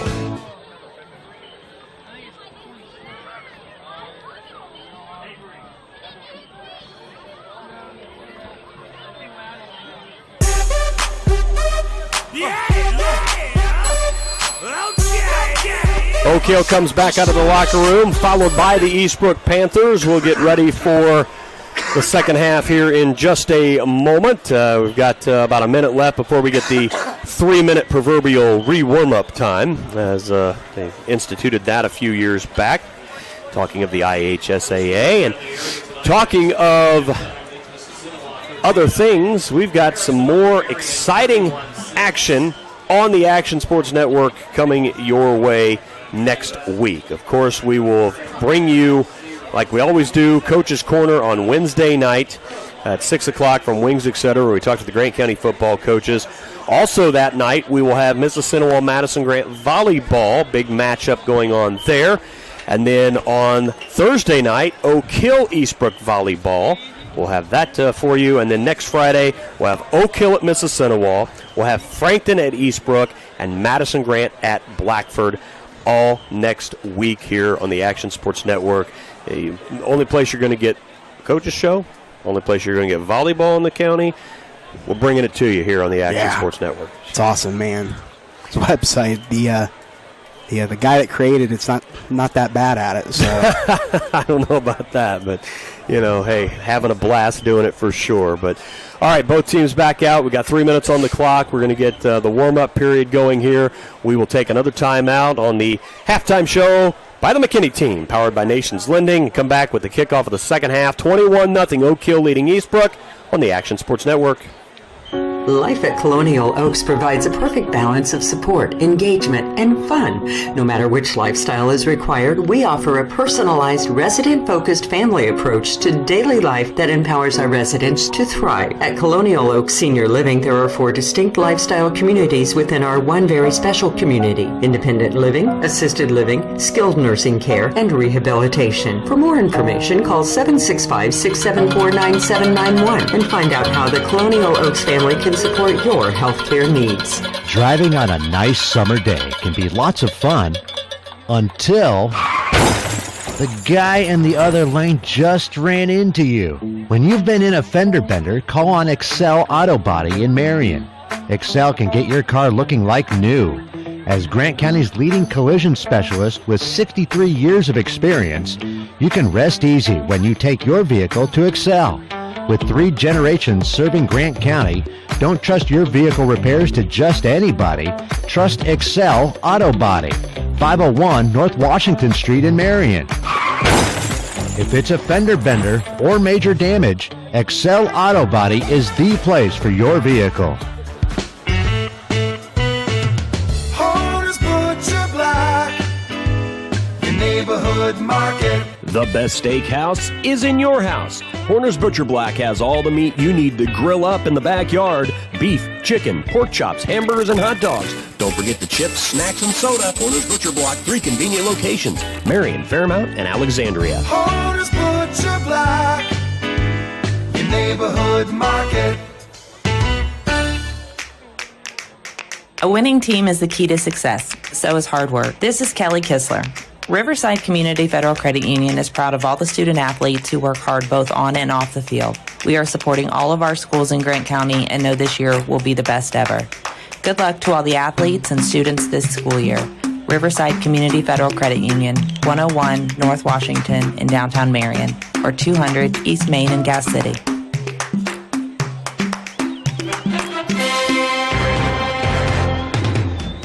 Another score update from the Diamond tonight.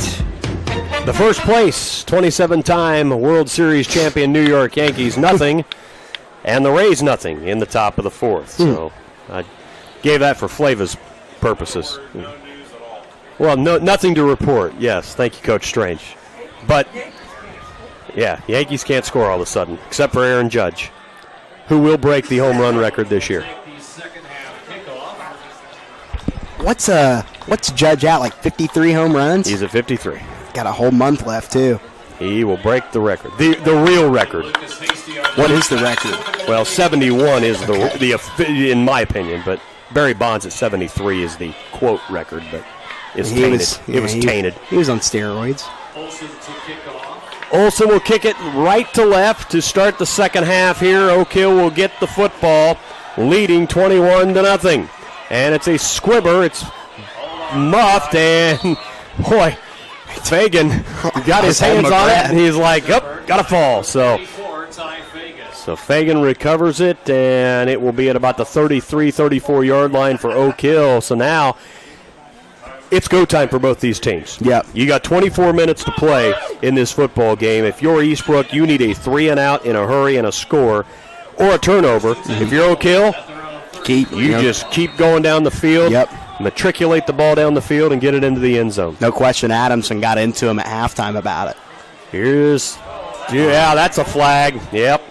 You got 2 men going the same way. Yeah, Taranchik, it's coming back. He's going to go all the way to the house because the Panthers basically pulled up. But Taranchik doesn't realize that it's you had 2 men running, an illegal shift.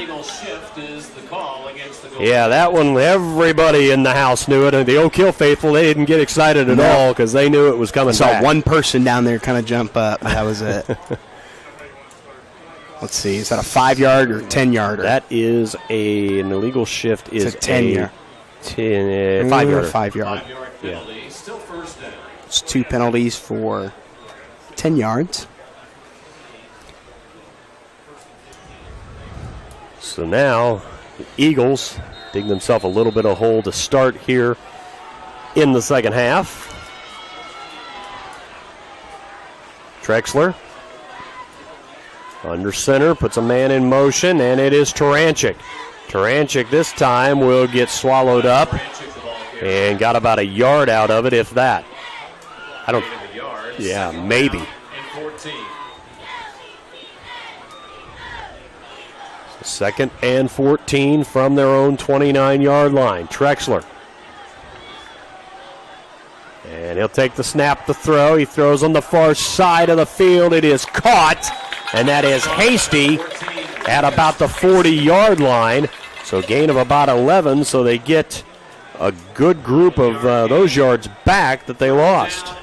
Yep, move closer to the first down marker, and it's just third and short, 3rd and 3 now.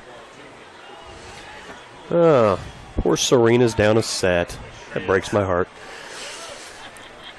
3rd and 3. 40-yard line. Trexler. He will take. Oh, lost the football on the exchange, and he falls on it to get it. On the play, covered by Trexler. So Trexler pulls out a little soon, lands on it, and it'll be 4th down, and punting situation here. So Jackson Lamb will come in to punt, and if you're Eastbrook, this is what you wanted to see to start, but you've got to answer because you've really had no answer on the offensive end of the football. Yeah, this is the second punt we've seen tonight from Oak Hill, and the first one was a bad punt from Jackson Lamb. It was too high in the air. And this one's a little slow. And it's tipped. Yep, it was blocked. That is a live football and picked up at the 48-yard line and 50, and that is big number 50, Connor Boyd. Got the tip. Oak Hill just kind of stopped and pulled up thinking it was a dead ball.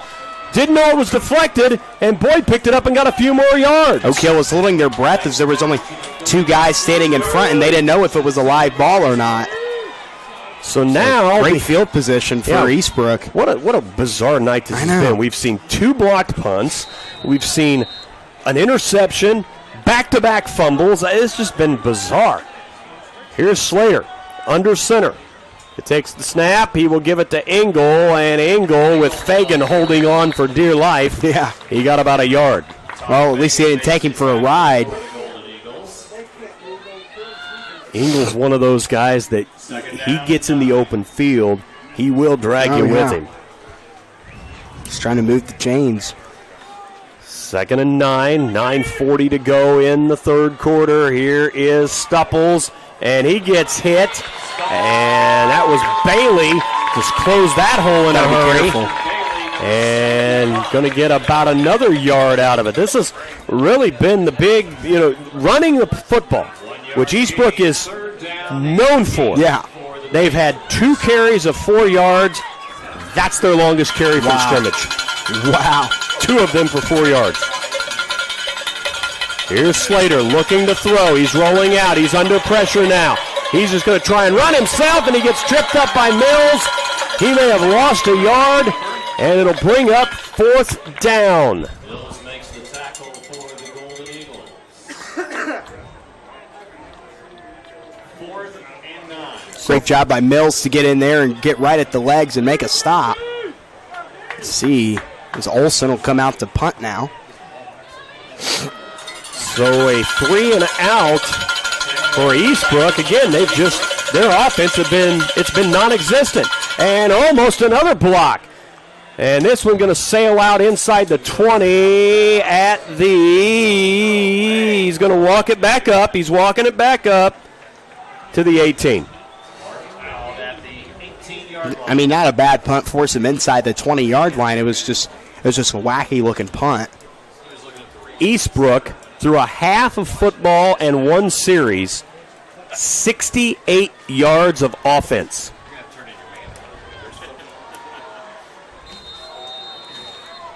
So now, Oak Hill will take over on their own 18-yard line. Drexler will take the snap, will pitch, and Boyd wrapped up.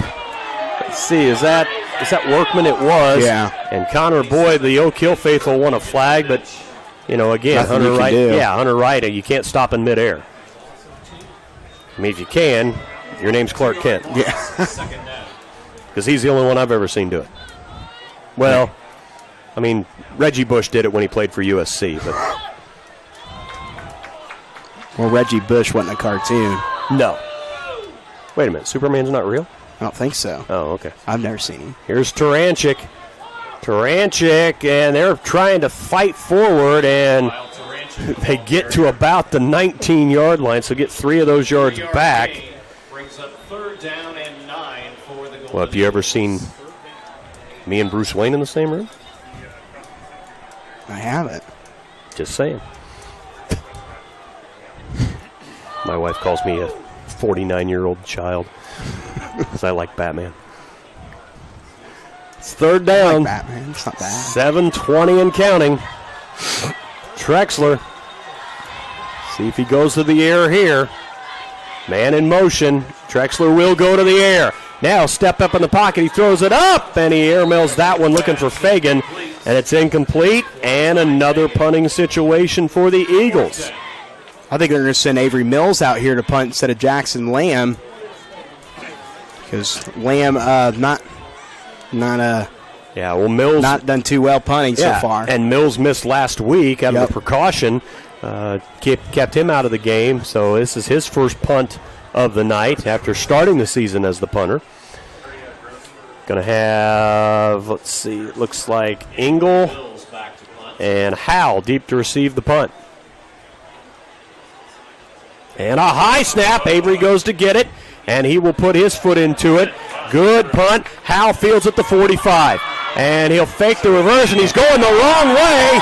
And Bodie Howell makes the mistake there and goes backwards, and good coverage by Oak Hill on that punt. He's supposed to be running north. He just ran south. He ran backwards. That is the first big no-no right there. No, regardless if you're running from scrimmage or on a punt or kickoff, never run backwards. Unless you're Barry Sanders. And you had no choice because you had no offensive line. Barry Sanders probably could have done it pretty well. Well, if he'd have had Emmitt Smith's line, Emmitt Smith would still be trying to catch his career yardage record at 53 years old. Just saying. 38-yard line of Eastbrook. The Panthers come out, 1st and 10. Slater under center will take the snap and keep it himself. And will he pitch? He will not pitch, and he'll get about 3. Parker Bailey, helmet came off, so he'll have to come out for a play. Yep. Again, that's a rule that they put in play a few years back to, again, just for players' safety, just in case. It's like they're going to strap that helmet on a little tighter. Yeah, Coach Edwards down there. Coach O motioning him immediately to get off the field. 2nd and 7, Slater under center. He lost the football. Ball is loose. O'Kill says they have it. There's a scrum, and Eastbrook got it back. That was a scrum. Justin Shippey came in there immediately to say Eastbrook had it. I mean, everybody, I think, in the stadium thought Oak Hill had it.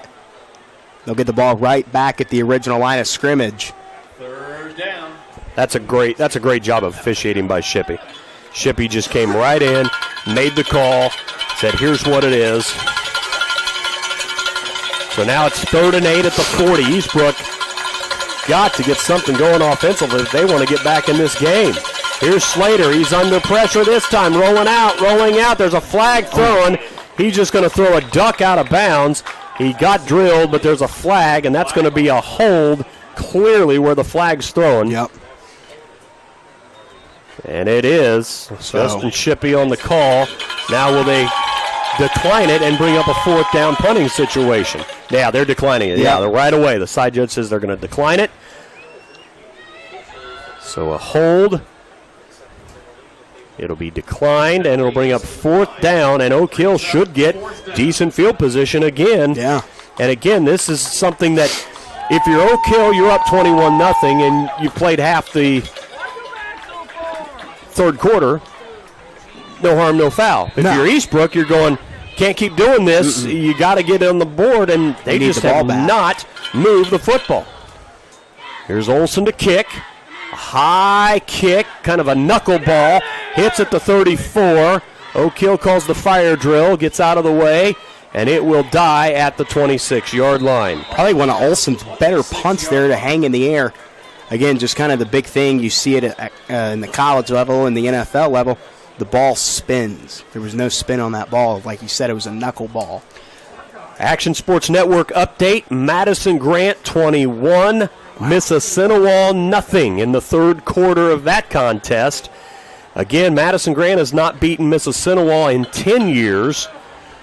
Oak Hill has not beaten Eastbrook in 8 years.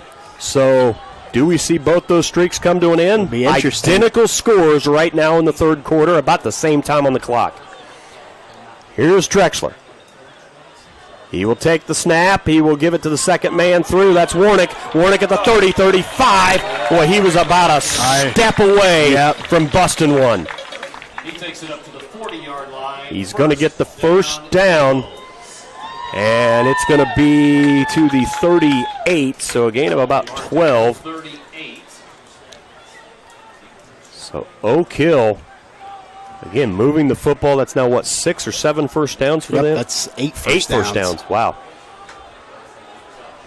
I would have forgotten to mark that one. And Eastbrook with just 4 in about 3 quarters of football. Both teams with 1 third down conversion. Here's Warnick again. This time he'll get to the 40-yard line, so a gain of about 2 on that first down carry. As the Eagles look up with Fo and Moses Malone to go in the third quarter. That one's Coach Renbarger.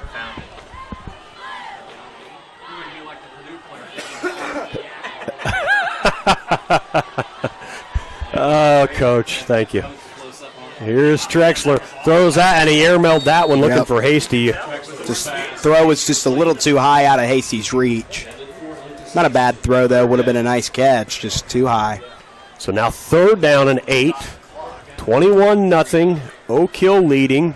4:23 left to play. Wednesday night, join us at Wings Etc. 6 o'clock for the Football Coaches Corner show. Talk to the Grant County football coaches about this week and get ready for week number 4 of high school football action. Drexler under center. He will look to throw again. He rolls out to the left. He looks, directs, throws, and he's got a man caught. He's going to be short of the first down. That is Nally. So he gets 6 on that one. And now what do you do here? Interesting play call. Because you're 4th and short, but you have an outstanding generational running back at your disposal. And I think they're going to keep the troops on the field. Well, yeah, you're up 3 scores. If you don't get it, the worst that happens is you're up 2 scores. Right. They need to get to the 48. They're on the 46. 7 on the play clock. They got to get to the line of scrimmage. Down to 5, down to 4, down to 3, down to 2, down to 1. And they didn't get it off unless they got the timeout. They did. On the Riverside Community Federal Credit Union scoreboard, 21-0. Oak Hill leads Eastbrook on the Action Sports Network. Hutamaki in Marion is now hiring an industrial maintenance technician in their paper plate factory. If you're interested in working for a local, proven, stable company, you need to apply now. Must have strong mechanical and electrical skills and an understanding of industrial safety. Applicants should have at least 3 years experience with troubleshooting, repairing, and programming. Hutamaki in Marion offers a competitive wage and benefit package. Apply online today at hutamaki.com/careers. Hutamaki is an equal opportunity employer.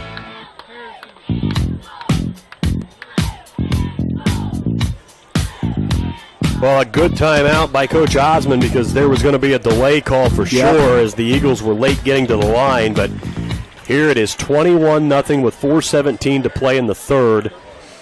Again, if you're Oak Hill, again, worst case scenario, you don't get the first. Eastbrook goes down and scores, takes time off the clock unless they have a big hit. Yeah. And you go into the fourth quarter up 2 scores instead of 3. Avery Mills in the punt for goal to And they're going to punt. Okay. So they changed their mind. All right.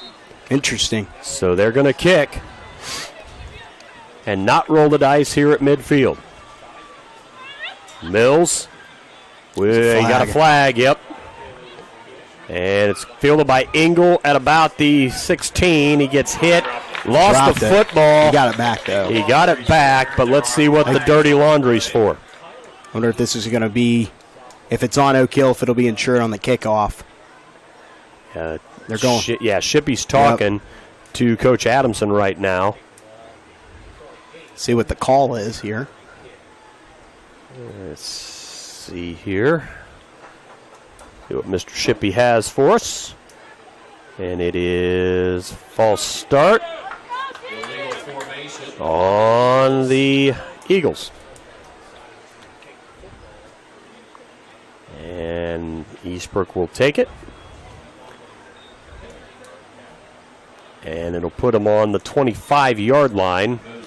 So a 5-yard penalty on Oak Hill. And I'll give these guys credit. I know I don't praise officials, but these guys have done a nice job keeping the hankies in their pockets, and you would expect nothing less from a state crew. And here's a handoff. That is going to be Engel. And Engel will get about 2 out of that one. Engel just, same thing he's been doing all night, just running up the middle there, but Oak Hill is just in there to swarm. 3:45 and counting in the third, 21-0. Eastbrook and Oak Hill battling here in the suburbs of Mirror with the Eagles on top. Slater, under center, takes the snap. He'll give it to Bodie Howe, and the freshman got greeted by the senior Parker Bailey. Parker Bailey let him know about it, too. He let his sideline know about it as well. He's been all over the field all season. He was extremely well in the Eastern game, similar tonight. No gain by the freshman Howe. So another third down here for the Panthers. 3rd and 8 from their own 27-yard line with 3 minutes left to play in the third quarter. Slater. He will look to throw. He's got some time. Now he steps up, and that one was kind of deflected as he was trying to throw it out in the flat. It's incomplete, and another punting situation for the Eastbrook Panthers. I can't believe there wasn't a flag throw. Bodie Howe got shoved to the ground there on that play. Not a catchable play. It wasn't there. There was no way he was going to get to it. Nope, no way he was going to get to that. So now, Olsen will punt.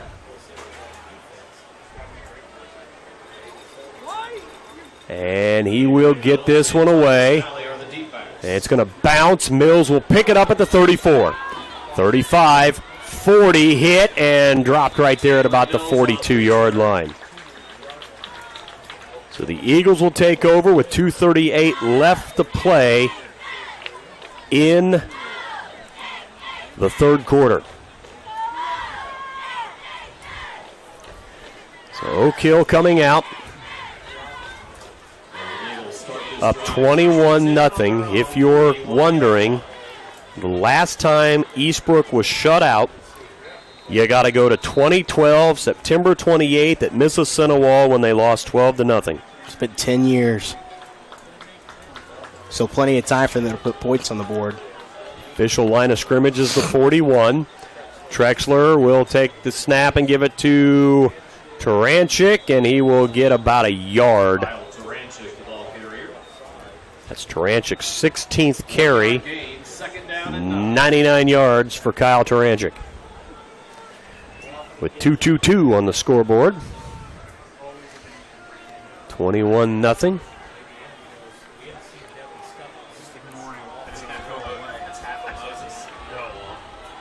He's been in and out.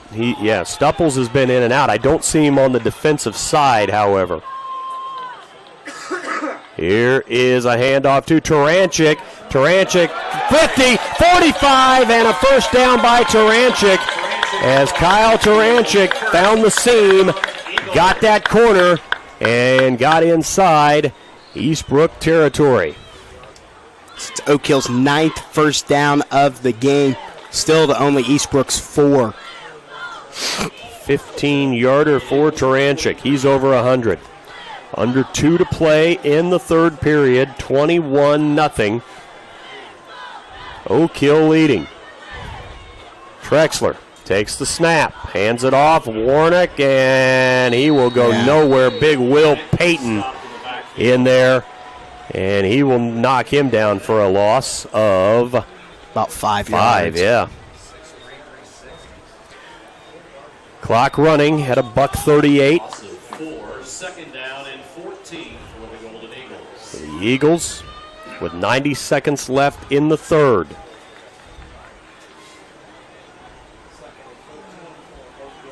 Oak Hill trying to go to 3-0 for the 8th time in Coach Osmond's coaching career. They've been 2-0 7 times previously. Here's Taranchik, hits the hole, a helmet came off. Is that Bailey? Yeah, that's Parker again. Yep. And they can't figure out what's wrong. He throws his hands up in the air. And I don't blame him. I wouldn't want to come out of the game either. Trying to figure out a way to keep his helmet from popping off. Very dangerous. So Nally will come in. Under a minute to go. It's 3rd down and 10 from the 43-yard line. Clock continuing to run. 3-score advantage by Oak Hill. Trexler at the line of scrimmage, under center he will go. And now we got a whistle and a flag. Delay of game coming here. Coach Osmond says looks at the offense, says got to be mindful of the clock, and there'll be a 5-yard penalty there. Yeah, and Coach Osmond just comes down and it's like, what are you doing? You know, just got to be mindful of that play clock. We've seen that a lot from both sides, them running down the play clock the entire night. So now 3rd and long from the 48. And Trexler dropped it, picked it up. Now he's rolling out, throws it out in the flat, bobbled, caught by Taranchik, 40, 35, and Taranchik 30, 25, 20, inside the 20-yard line. Kyle Taranchik, what a catch and run. He had the yak on that one. And a 28, 30-yard gain on that pass play, which started out kind of busted and turned into a 30-yard pass completion. What a catch, though. I mean, he bobbled the thing, he brought it down, and everyone was holding their breath. Oh, well, here's another dead play, and he made something out of it to move closer to the goal line. They will not snap the football here and go to the fourth quarter. It'll be at the end of 3 on the Riverside Community Federal Credit Union scoreboard. 21-0 Oak Hill. Back with the fourth on the Action Sports Network. If you keep looking for a great Mexican restaurant only to be disappointed over and over again, make Los Amores in Marion your next stop. Located downstairs in the Boston Hill Center, formerly the Centrum Mall in downtown Marion, Los Amores has everything you would want and more. Enchiladas, burritos, tortas, fajitas, arroz con pollo, and of course, tacos. Every Tuesday is Taco Tuesday at Los Amores. Open Monday through Saturday from 11 to 9. Los Amores is open for dine-in and carry-out. Make your next choice of Mexican food Los Amores in downtown Marion.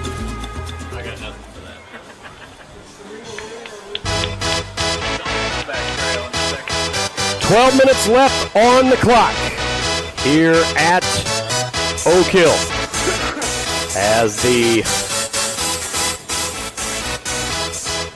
Oak Hill Golden Eagles lead it 21-0 over the Eastbrook Panthers. I don't think a lot of people thought Eastbrook would be in this situation.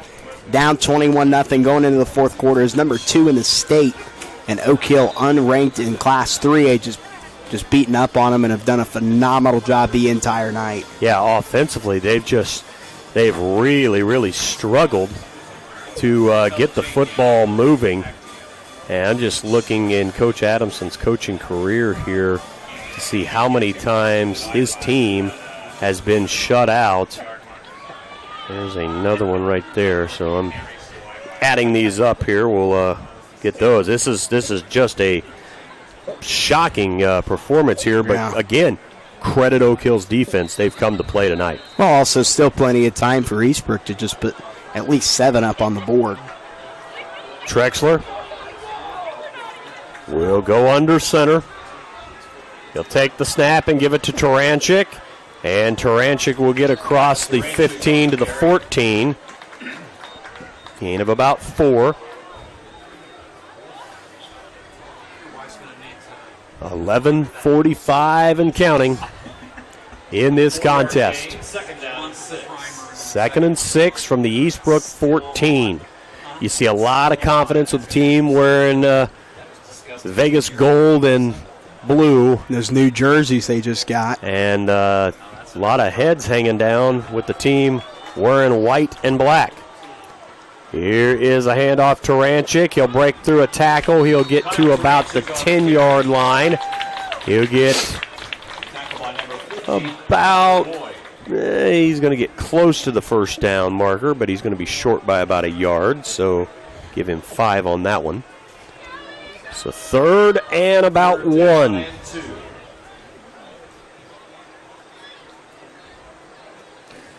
So here come the Eagles out of the huddle from the 10.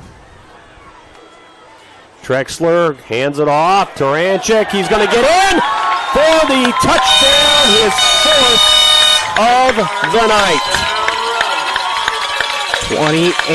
27-0 for this extra point attempt. Unbelievable. He's done all the scoring for Oak Hill. So Taranchik in from 10 yards out. Elzinga trying for the point after attempt. And it is down, it is up, and it is good. Riverside Community Federal Credit Union scoreboard, 28-0 Oak Hill with 10:43 to play on the Action Sports Network. Are you tired of struggling with weight loss on your own? There are so many different diet plans these days, nobody knows what to do. Marion Health is now offering bariatric surgery. This new service offers a proven surgical solution for weight loss. Call Marion Health Bariatrics today, 765-660-7500 to get started. That's 765-660-7500. And lose weight once and for all with Marion Health's bariatric surgery.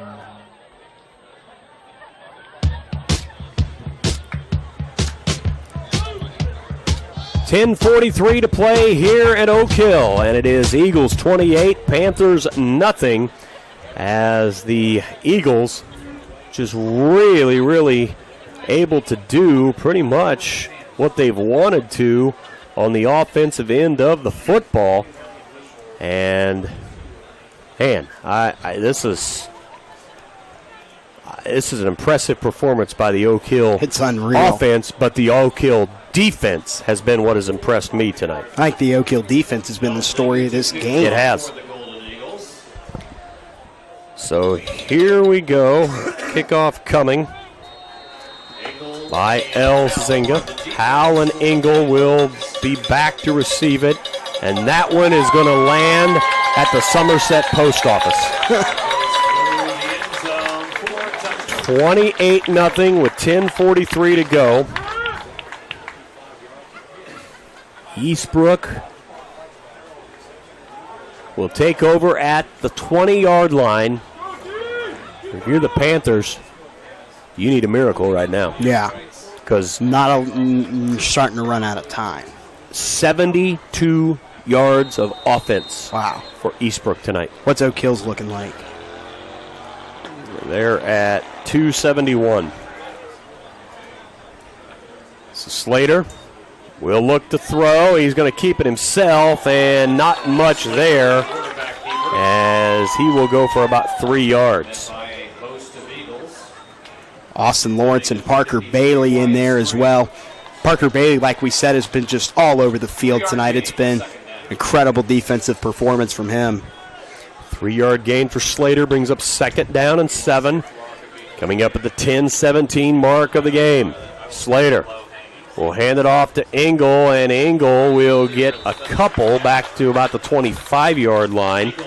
His 15th carry, 22 yards tonight for Gage Engel. 10 minutes to play. And 75 yards to go to get into the end zone. They're at the end of 3 in Fairmount. Still 21-0 Madison Grant on the Action Sports Network. Here's Slater rolling to the left, looking to throw, looking. He throws out in the flat, and it's incomplete. And that'll bring up 4th down. Would have been a nice catch if he had hauled it in. Boy, Slater has struggled. That is his 5th straight incompletion. Wow. And just the thing with Slater, like we mentioned earlier, he's just a little slow to get out of the pocket, which is why Oak Hill's defense has been able to get in there and make a play on him. So they will kick here again.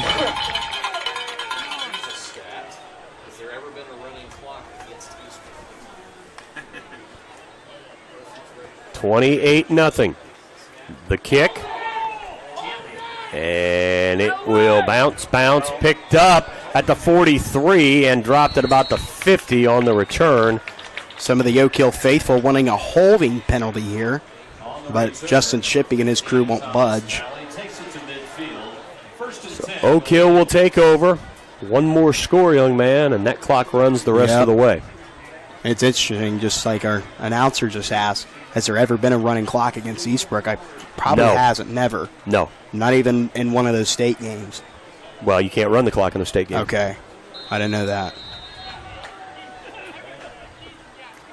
So midfield at the 50-yard line for the Oak Hill Golden Eagles. Trexler will take the snap, hand it off. Taranchik's got room. Taranchik, 30, and a touchdown saving tackle there by Will Hyde, or he was going to the house. He gets 24 yards on that one. And Taranchik right now at 161 on the night. 9:17 and counting in this one. Oak Hill starting to feel the victory in their grasps. And this is one that's been talked about all week. You know, I have the privilege of going to school with these guys, and they've just been talking about all week what it'd be like to beat Eastbrook, and maybe that's finally in our grasp. And here is the handoff, and not much there for Lawrence. He will get about a yard. You're not at the point yet if you're Oak Hill where you can start putting your younger guys in, maybe run the clock or get another score up on the board, and maybe both squads will start to put their younger cats in. 8:35 and counting. 28-0 Oak Hill. 25-yard line of Eastbrook. Trexler. Under center. Takes the snap. Gives it to Warnick, and Will Payton wraps him up. Good job by Big Will. He's done a phenomenal job getting to the backer tonight, or getting to the running back tonight.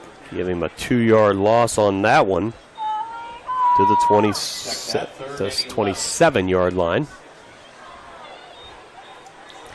7:56 and counting in the fourth quarter. Oak Hill going to move to 3-0 for the 8th time in Bud Osmond's career. And every time they have started 2-0, they went to 3-0. Here's the pitch. Taranchik. Taranchik slices back to the near side, but not much there. He'll get about 5 out of it, maybe. What's interesting is, doing research for this game, Bud Osmond in his career has only beat Eastbrook 4 times. Yep. So this would be number 5 and make it 5-19 in his career. And Coach Adamson, dating back to at least 1994, has beat Oak Hill 26 times or 25 times. Yeah, Coach Adamson been there since 1989. Wow. 4th and 7, Oak Hill just going to go for it here, and they're going to give it to Taranchik. Taranchik, look out! Oh, he was going to bust one. He's going to get the first down, maybe. Well, they're going to put him on the 16. Let's see. Are they going to say first down? They do. Yep. Another first down. So Taranchik gets the first down at the 6:45 mark.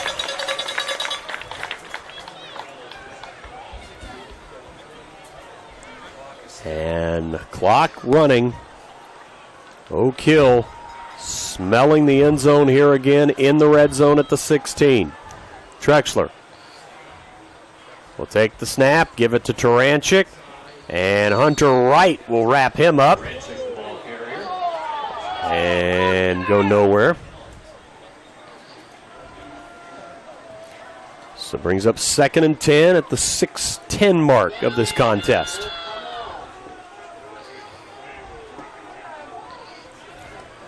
$28-0 Oak Hill leading.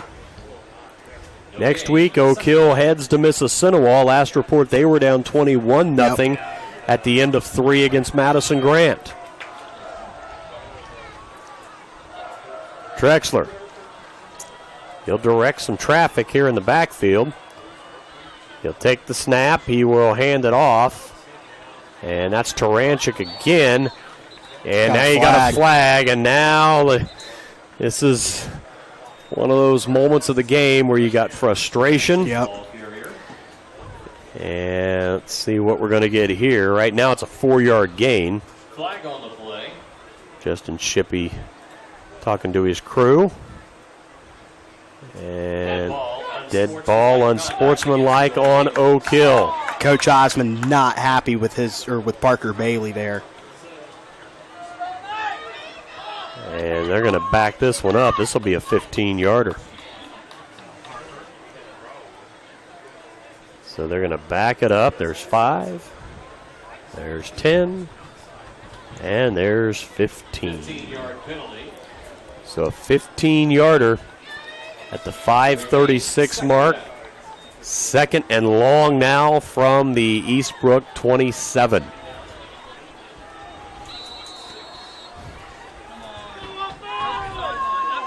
Trexler lost the football, and Eastbrook got it back. Fumble on the play. Gage Engel on the that was Slater on the recovery. Slater on the fumble. He will recover it. So another turnover by Oak Hill. That's 3rd. Yep. 3rd turnover, 2nd fumble of the night.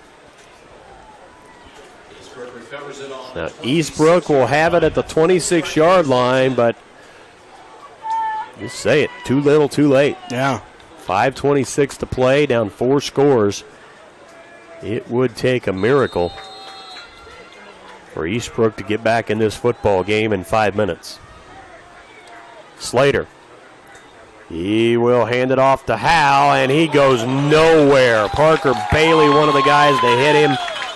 And the freshman again, driven back for a loss of 2. Parker Bailey just coming off, I think it was him that got that unsportsmanlike, and usually when he makes a tackle like that, he's fired up.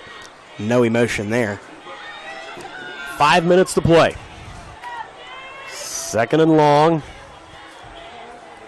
Yeah, Stupples has not been in there for some time, so you got a one. Slater has to get rid of it before he gets drilled, and he does get drilled. Yeah. And it's incomplete. Guess who? Kyle Taranchik in there to make the hit on him. That brings up 3rd down. So 3rd and long with 4:48 to play.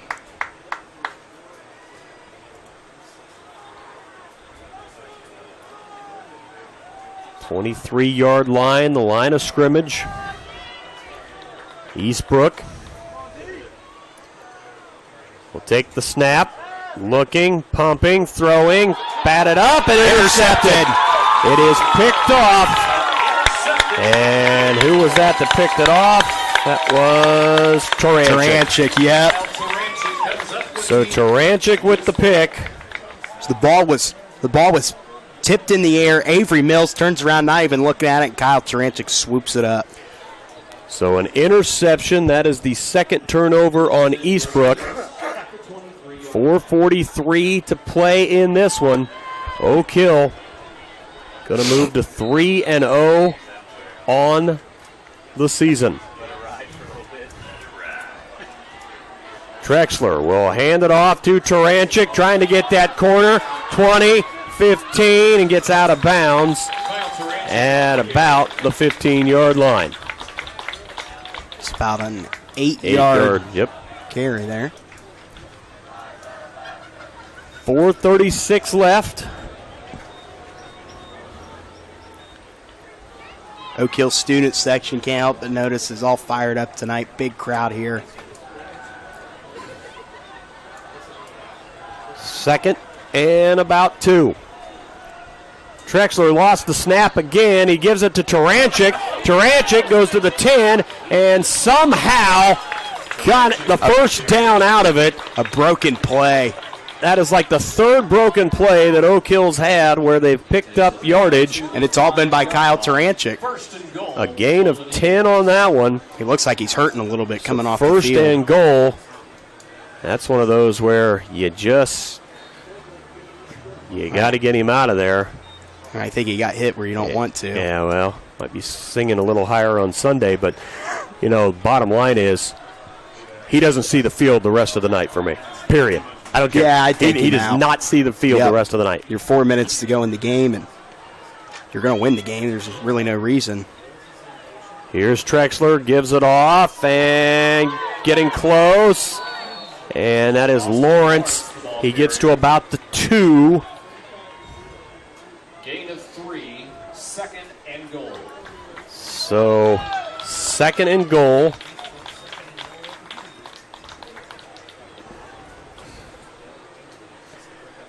The 2-yard line, 3:43 and counting in this contest.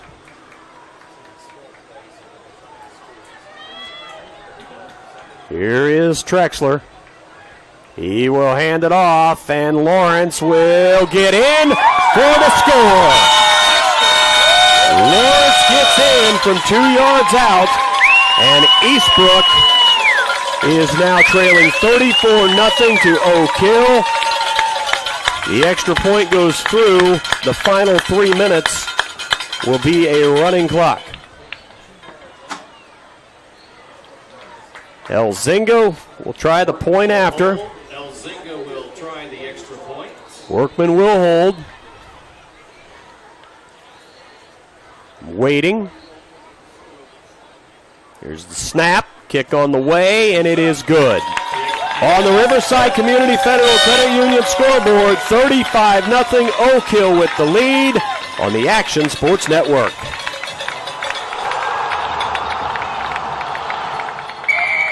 To win in sports, you must adjust your strategy as the game changes. The same is true of investments. I'm financial advisor Mark Fleming, your Edward Jones financial advisor, and I can help you create a game plan for financial success. Call me 765-573-7063 to get started today. Edward Jones, member SIPC.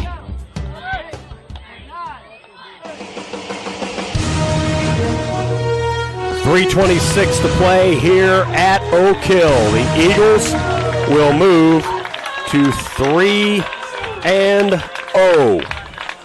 on the season. In that traveling trophy, the keg, as the kids like to call it, will be returning back to Oak Hill. But Oak Hill, next 2 weeks, is going to have to try to defend it. They have to defend it. They're in the round robin. They will play Mississinawa next week and Madison Grant the week after. Both those games on the road. We will have both those games for you here on the Action Sports Network. And the kickoff coming. And there it is. I do believe this is the first time in the running clock era Eastbrook has ever had a running clock. Correct. Against them. This is the first, in the running clock era, which has been the last few years. It is indeed the first time. And again, the last time Eastbrook was shut out in a football game, you got to go 10 years ago when they lost to Mississinawa 12-0. You got to go 10 years before that for another one when they lost in the regional to North Judson. So it's every 10 years. 26-0. Every 10 years they've been shut out at least once. Slater has 2:50 to go here. He will hand it off. Engel spun around, got about 2 yards. Clock will continue to run. Madison Grant leading with 4:58 to go on the Action Sports Network, 27-0. as they lead Mississinawa. So both losing streaks going to come to an end tonight. 35-0, 2:14 left. Here's Slater. Slater looking, he will keep it. Oh my goodness. Whoa. Parker Bailey on the hit.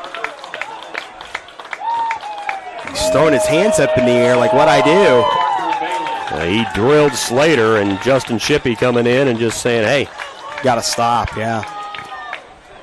What a hit. 1:45 and counting left to play. Kegg's coming back. 35-0, 90 seconds left to play.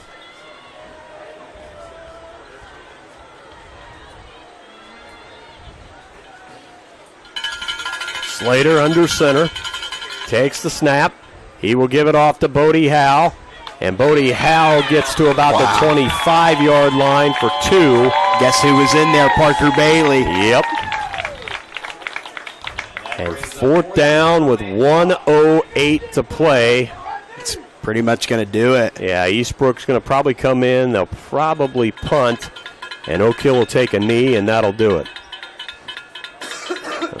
Well, they may not even have to do that. So here we go. Olson coming in to punt. 48 seconds and counting on the clock. Olson will get ready to kick. And it is away.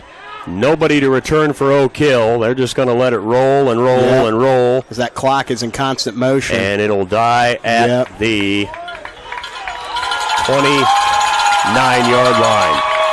Sorry. That'll do it. Yeah, they will wind the clock. As a student and as a fan, you can't help but be excited. I mean, this is awesome. Impressive victory for sure from the Oak Hill Golden Eagles. Your final score on the Riverside Community Federal Credit Union scoreboard, 35-0. Oak Hill wins it. We'll take a timeout, and the Colonial Oaks postgame show kicks off after this on the Action Sports Network. Northwood Manor has been rated the best senior living according to U.S. News and World Report, which means they offer classic charm and 5-star services.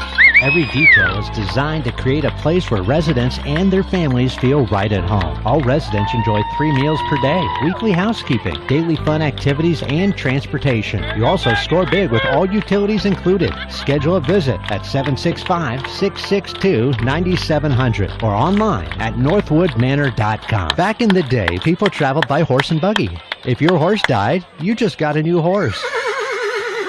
Today, with the price of new cars and trying to find what you want, more people are keeping their car. So take it to In-N-Out Automotive and make sure it lasts a long time. In-N-Out can make sure your car is running at its peak performance with trips back and forth to school, practice, work, and the grocery store. They also have the new 1234 YF refrigerant to make sure you stay cool. See Vince and the team at In-N-Out Automotive, 1123 East 38th Street in Marion. Partner with the undisputed leader in Enlist E3 soybean genetics. With exceptional yield and value, neighbor-friendly weed control, and more new elite genetics developed faster, Stein can help you maximize profits on every acre you plant. Discover yield plus experience with Stein Enlist E3 soybeans. Learn more at steinseed.com. Stein has yield. Being a good neighbor means taking care of those close to you, and State Farm agent Keenan Davis will take care of you and your family.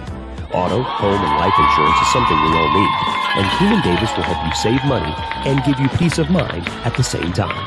If your driving record is not so perfect, that's okay. Keenan can help those with high-risk insurance. See State Farm agent Keenan Davis, 1001 Northwestern Avenue in Marion. Like a good neighbor, State Farm is there.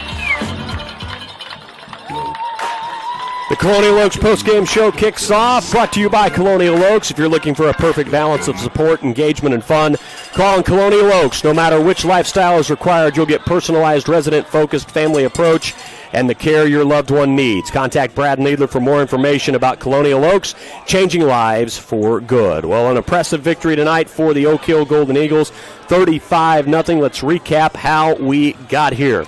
Taranchik got things started with a 17-yard touchdown run, made it 7-0. A 14-yard touchdown run in the second quarter made it 14-0. The hat trick for Taranchik, a 13-yard run, was 21-0 at the half. Taranchik had a fourth touchdown. His 10-yard run made it 28-0. And then Lawrence gets in from 2 yards out, make it 35-0 the final score. Individual leaders for Oak Hill. Kyle Taranchik, 190 yards rushing on 27 carries tonight, 247 yards of rushing for Oak Hill. For passing-wise, Levi Trexler, 7 of 13 for 81 yards, 328 yards of total offense for the Eagles. Lucas Hasty, the leading receiver, 5 catches for 45 yards. For Eastbrook tonight, they were led in rushing by Gage Engel, 16 carries for 24 yards. They had 33 yards rushing as a team.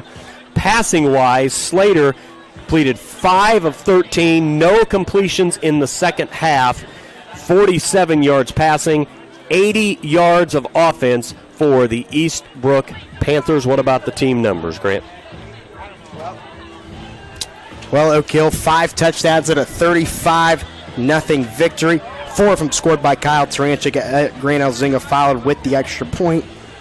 13 first downs for Oak Hill's total in the game, 2 third-down conversions. They won this game and had 3 turnovers, 2 of them fumbles, 1 an interception. They burned 2 timeouts the entire evening. Eastbrook, only 4 first downs. Might be the most impressive stat. Only 4 first downs, and one of them was a third-down conversion. They turned the ball over 2 times and burned only 1 timeout. And interesting, they only had 1 penalty go against them for 10 yards. Oak Hill, 5 penalties for 35 yards. All right, that's your stat wrap, by the way, brought to you by Edward Jones Financial Advisor Mark Lemming. The best financial advice is just a phone call away. Find out the best way to secure your future with Edward Jones Financial Advisor Mark Lemming at 317 North Baldwin Avenue in Marion. The play of the game brought to you by Prince Hall Housing. The Prince Hall play of the game. You can put your elderly loved one in a community with all the comforts of home, none of the inconvenience. Prince Hall Housing is taking applications for income-based housing for qualified applicants. Prince Hall Housing Authority, Prince Hall Drive, just off 38th Street. Check them out for apartment availabilities Monday through Friday, 9 to 5. They're closed on Wednesday. Boy, you can go with a couple of different plays, but I'm going to go to the pass play in the third quarter when Trexler finds Taranchik. Well, first of all, Trexler dropped the snap, picked it up, scrambled out, finds Taranchik. He juggles it, hauls it in, and then scoots down for 30 more yards. That was a great play by Oak Hill. Incredible play.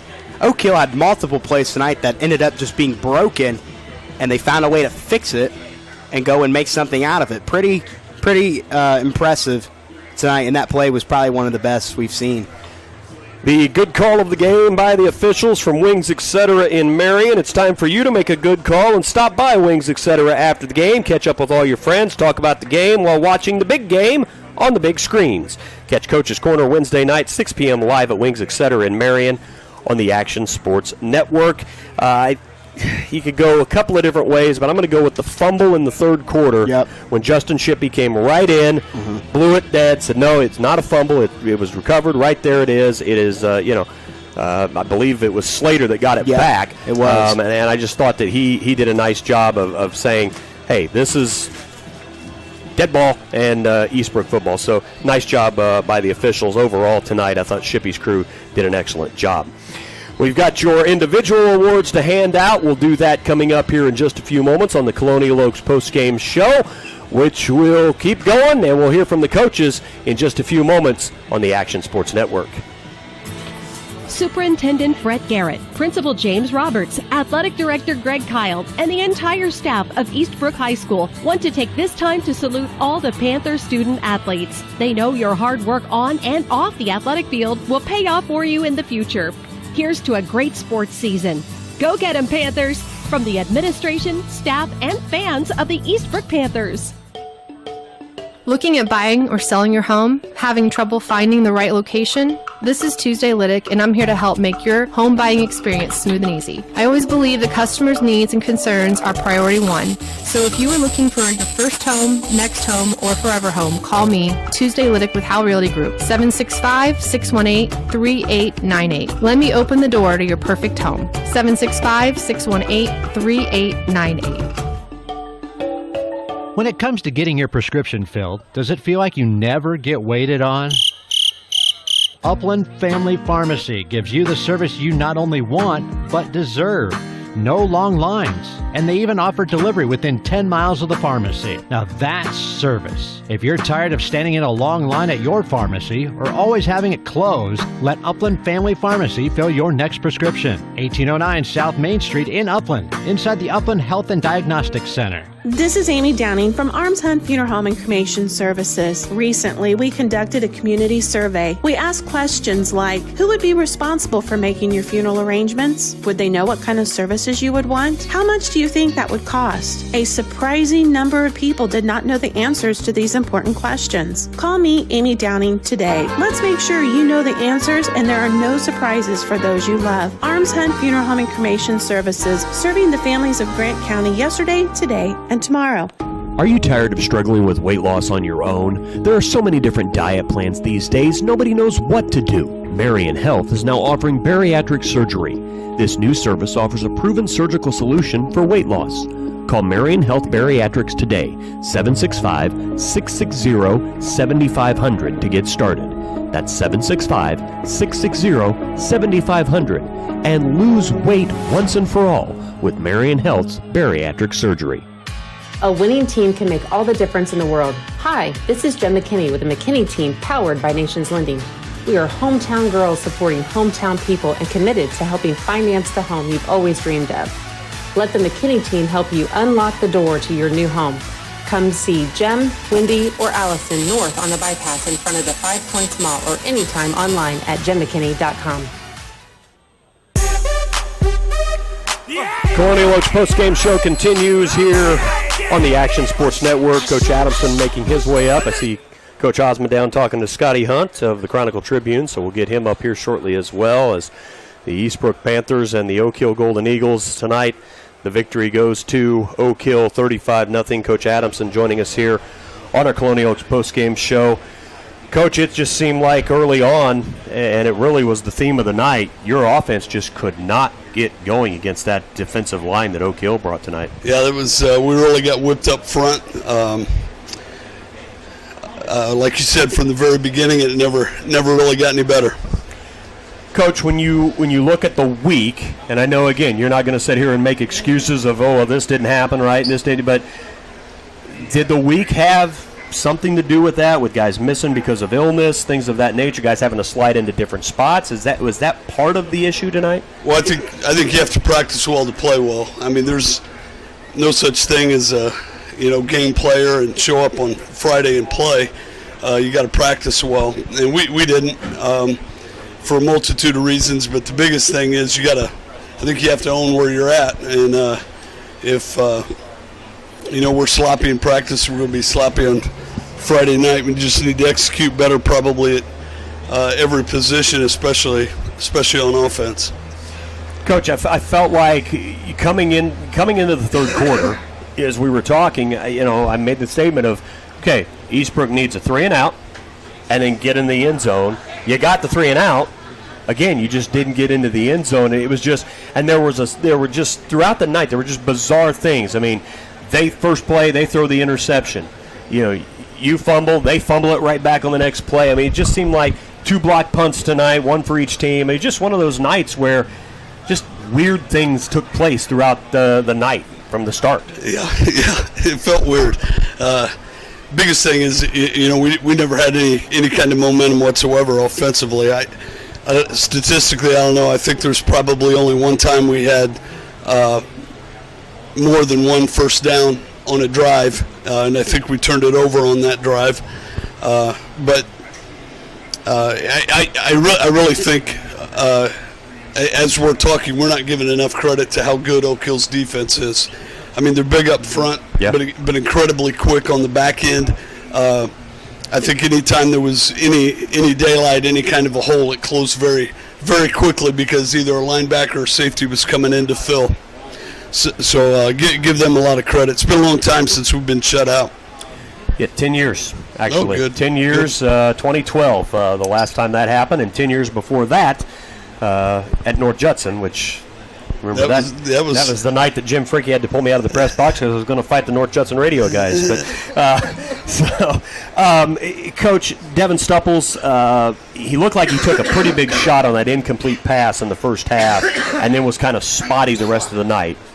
That part of the reason? Or he was pretty sore coming in. The hip injury from last week, it's a muscle on the back of his hip, and it keeps kind of getting some spasm on it, and just tightened up so bad that he really. And I'm surprised Weston James came in and played really well defensively in his place, but offensively, when hurts when you lose your biggest playmaker. He hadn't been able to get a big play while he was in there, but he's always that threat, and it's good to have him out there. But I don't think it's anything that is going to be lasting. It's going to be something he's going to need to take care of this week and get ready for next week.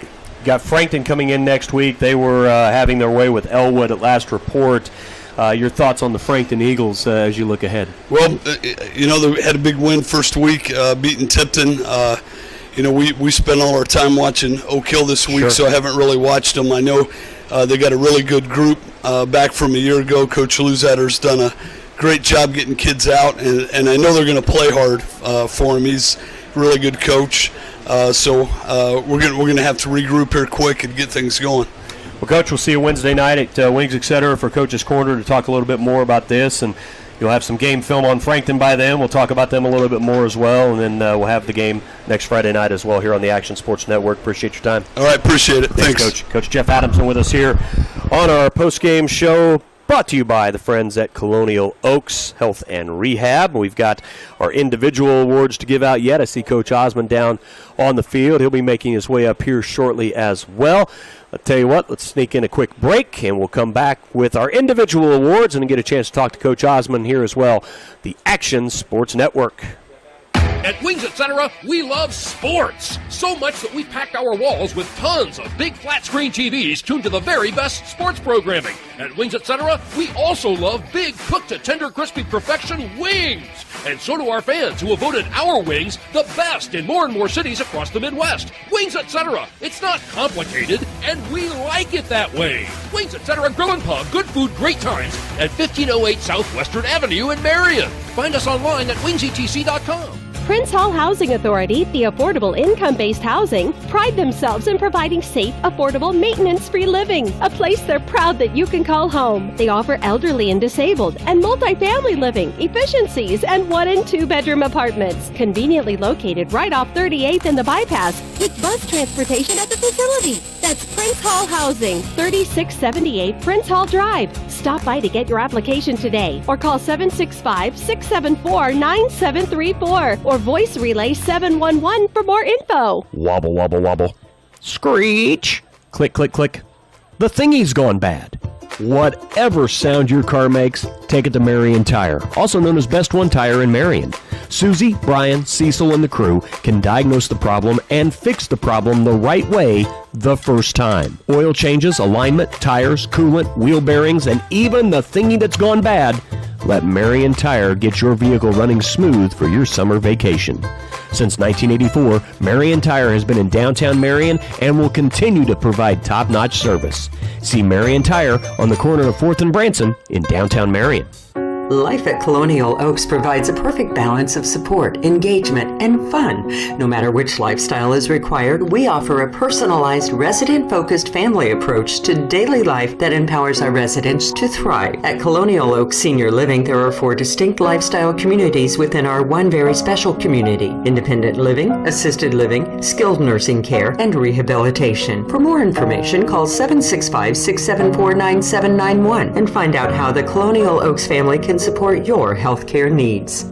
Sometimes going to the dentist can be scary. At Bruner Dental Center in Marion, you can smile more and worry less. Bruner Dental has been taking care of families for over 40 years, and they provide everything from gentle cleanings to custom-made repairs. You'll get the latest techniques with unmatched comfort and precision. Bruner Dental also accepts dental insurance. See Doctors Root, Sneed, and Tinsley at Bruner Dental Center, 807 West Gardner Drive in Marion, Indiana. Smile more and worry less with Bruner Dental.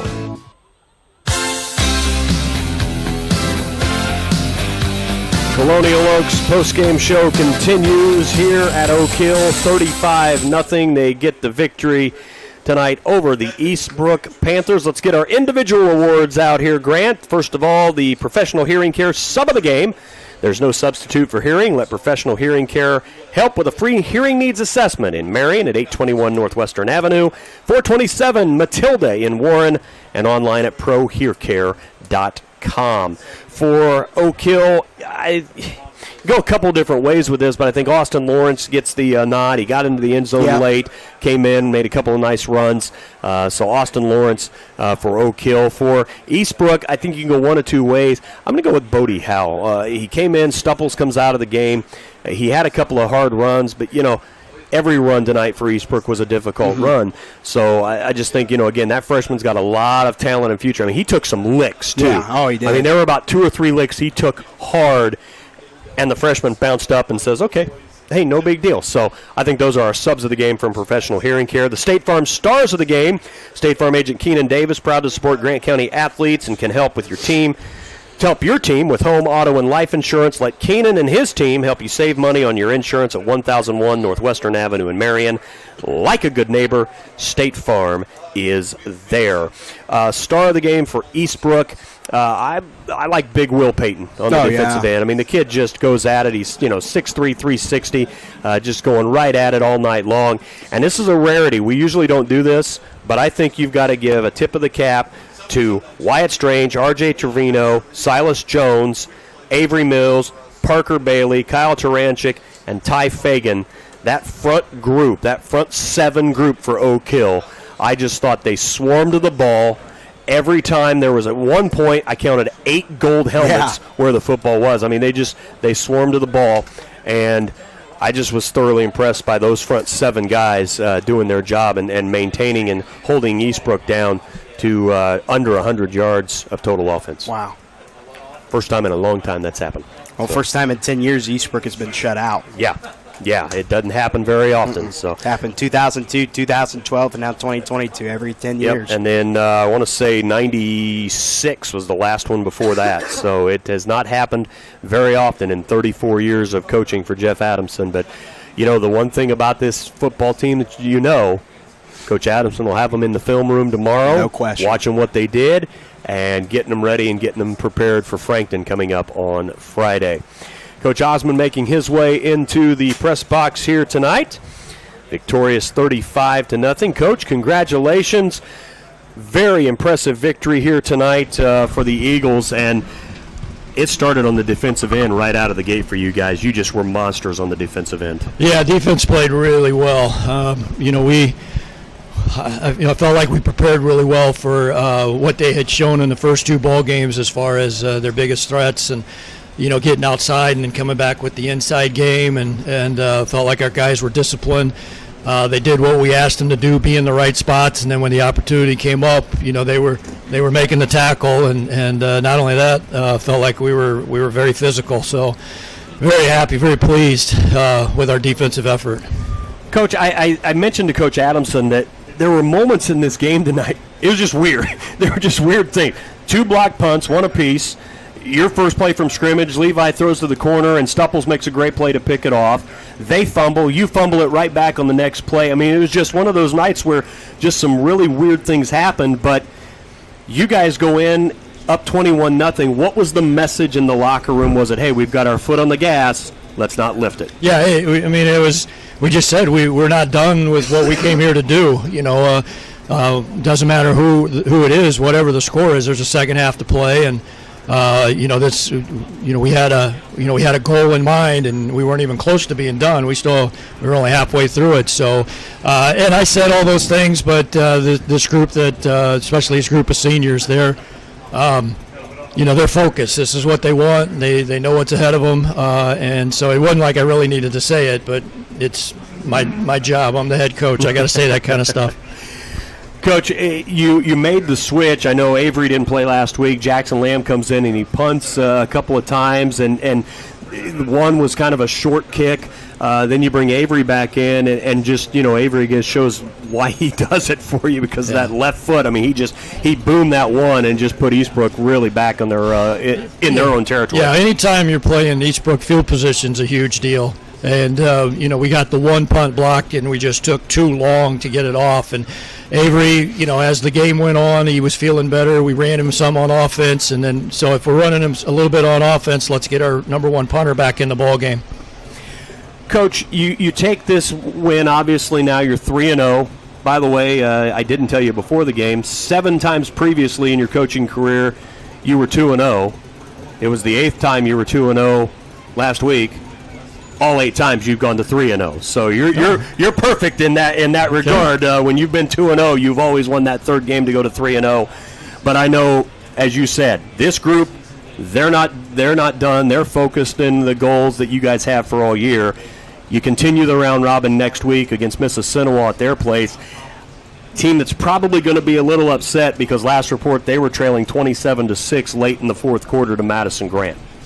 Well, we talked to him down there afterwards. I mean, when you beat Eastbrook, that opened some eyes in the conference, and suddenly you got a target on your back, which, I feel like we're comfortable with. We're okay with that with this group that we've got. That Mississinawa, if they're coming off a loss, they're going to be hungry to get back in. Plus, when you're sitting at 3-0, you get a lot of people's attention, especially your next opponent, and I think it's going to be that way the rest of the season. So, we're good with that. We're excited about that, and like you said, sitting at 3-0, there's no complaints. But you also know that with each win, you're painting a bigger target on your back, especially if you want to compete for the CIC. Coach, congratulations on the win. We'll see you next week in Gas City as the round robin continues. And I know they got the keg back, and they're not one to give it up anytime soon. They're pretty excited about it. So it's been a long time since it's been in our possession. Coach, congratulations. We'll talk to you next week. All right. Appreciate it. Thanks. Bud Osmond, head coach of the Oak Hill Golden Eagles, with us here again. 35-0 the final score. Oak Hill gets the victory. Our final break here on the Colonial Oaks postgame show, and we put a wrap on it after this on the Action Sports Network.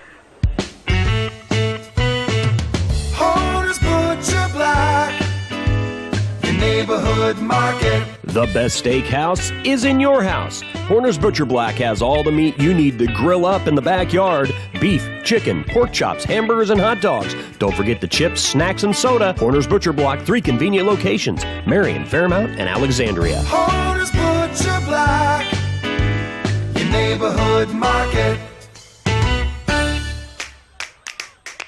Riverside Community Federal Credit Union is supporting all the student athletes in Grant County. This is Tim Mormon. We know that it takes hard work to be a success in the banking world, and we know it takes hard work and dedication to perform on the athletic field and in the classroom. We want to wish all of the athletes and students good luck this school year. Make us proud. Riverside Community Federal Credit Union, 101 North Washington in downtown Marion, or 200 East Main, downtown Gas City. Hutamaki in Marion is now hiring an industrial maintenance technician in their paper plate factory. If you're interested in working for a local, proven, stable company, you need to apply now. Must have strong mechanical and electrical skills and an understanding of industrial safety. Applicants should have at least 3 years experience with troubleshooting, repairing, and programming. Hutamaki in Marion offers a competitive wage and benefit package. Apply online today at hutamaki.com/careers. Hutamaki is an equal opportunity employer. If you keep looking for a great Mexican restaurant only to be disappointed over and over again, make Los Amores in Marion your next stop. Located downstairs in the Boston Hill Center, formerly the Centrum Mall in downtown Marion, Los Amores has everything you would want and more. Enchiladas, burritos, tortas, fajitas, arroz con pollo, and of course, tacos. Every Tuesday is Taco Tuesday at Los Amores. Open Monday through Saturday from 11 to 9. Los Amores is open for dine-in and carry-out. Make your next choice of Mexican food Los Amores in downtown Marion.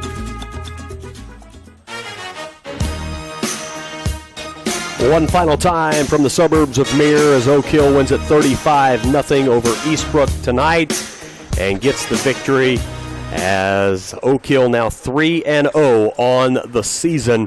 Eastbrook drops to 2-1. We're waiting on a final. Madison Grant and Mississinawa. It looks like it was 27-6 with 1:17 to go, so that should be close to a final.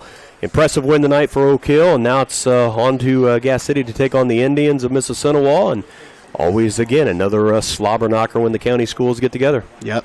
I mean, Oak Hill, always great to beat the rival. Always. Especially when you haven't won in 8 years, and, and finally just getting some revenge for the beatings that Eastbrook's put down on Oak Hill in previous years, and just this one's got to feel good for your seniors who have worked, their whole high school careers to make their season by beating Eastbrook, and it finally happens tonight. And what better way to do it on your home field in a shutout? 27-6 is the final. Madison Grant on the Action Sports Network gets their first win over Mississinawa since 2012.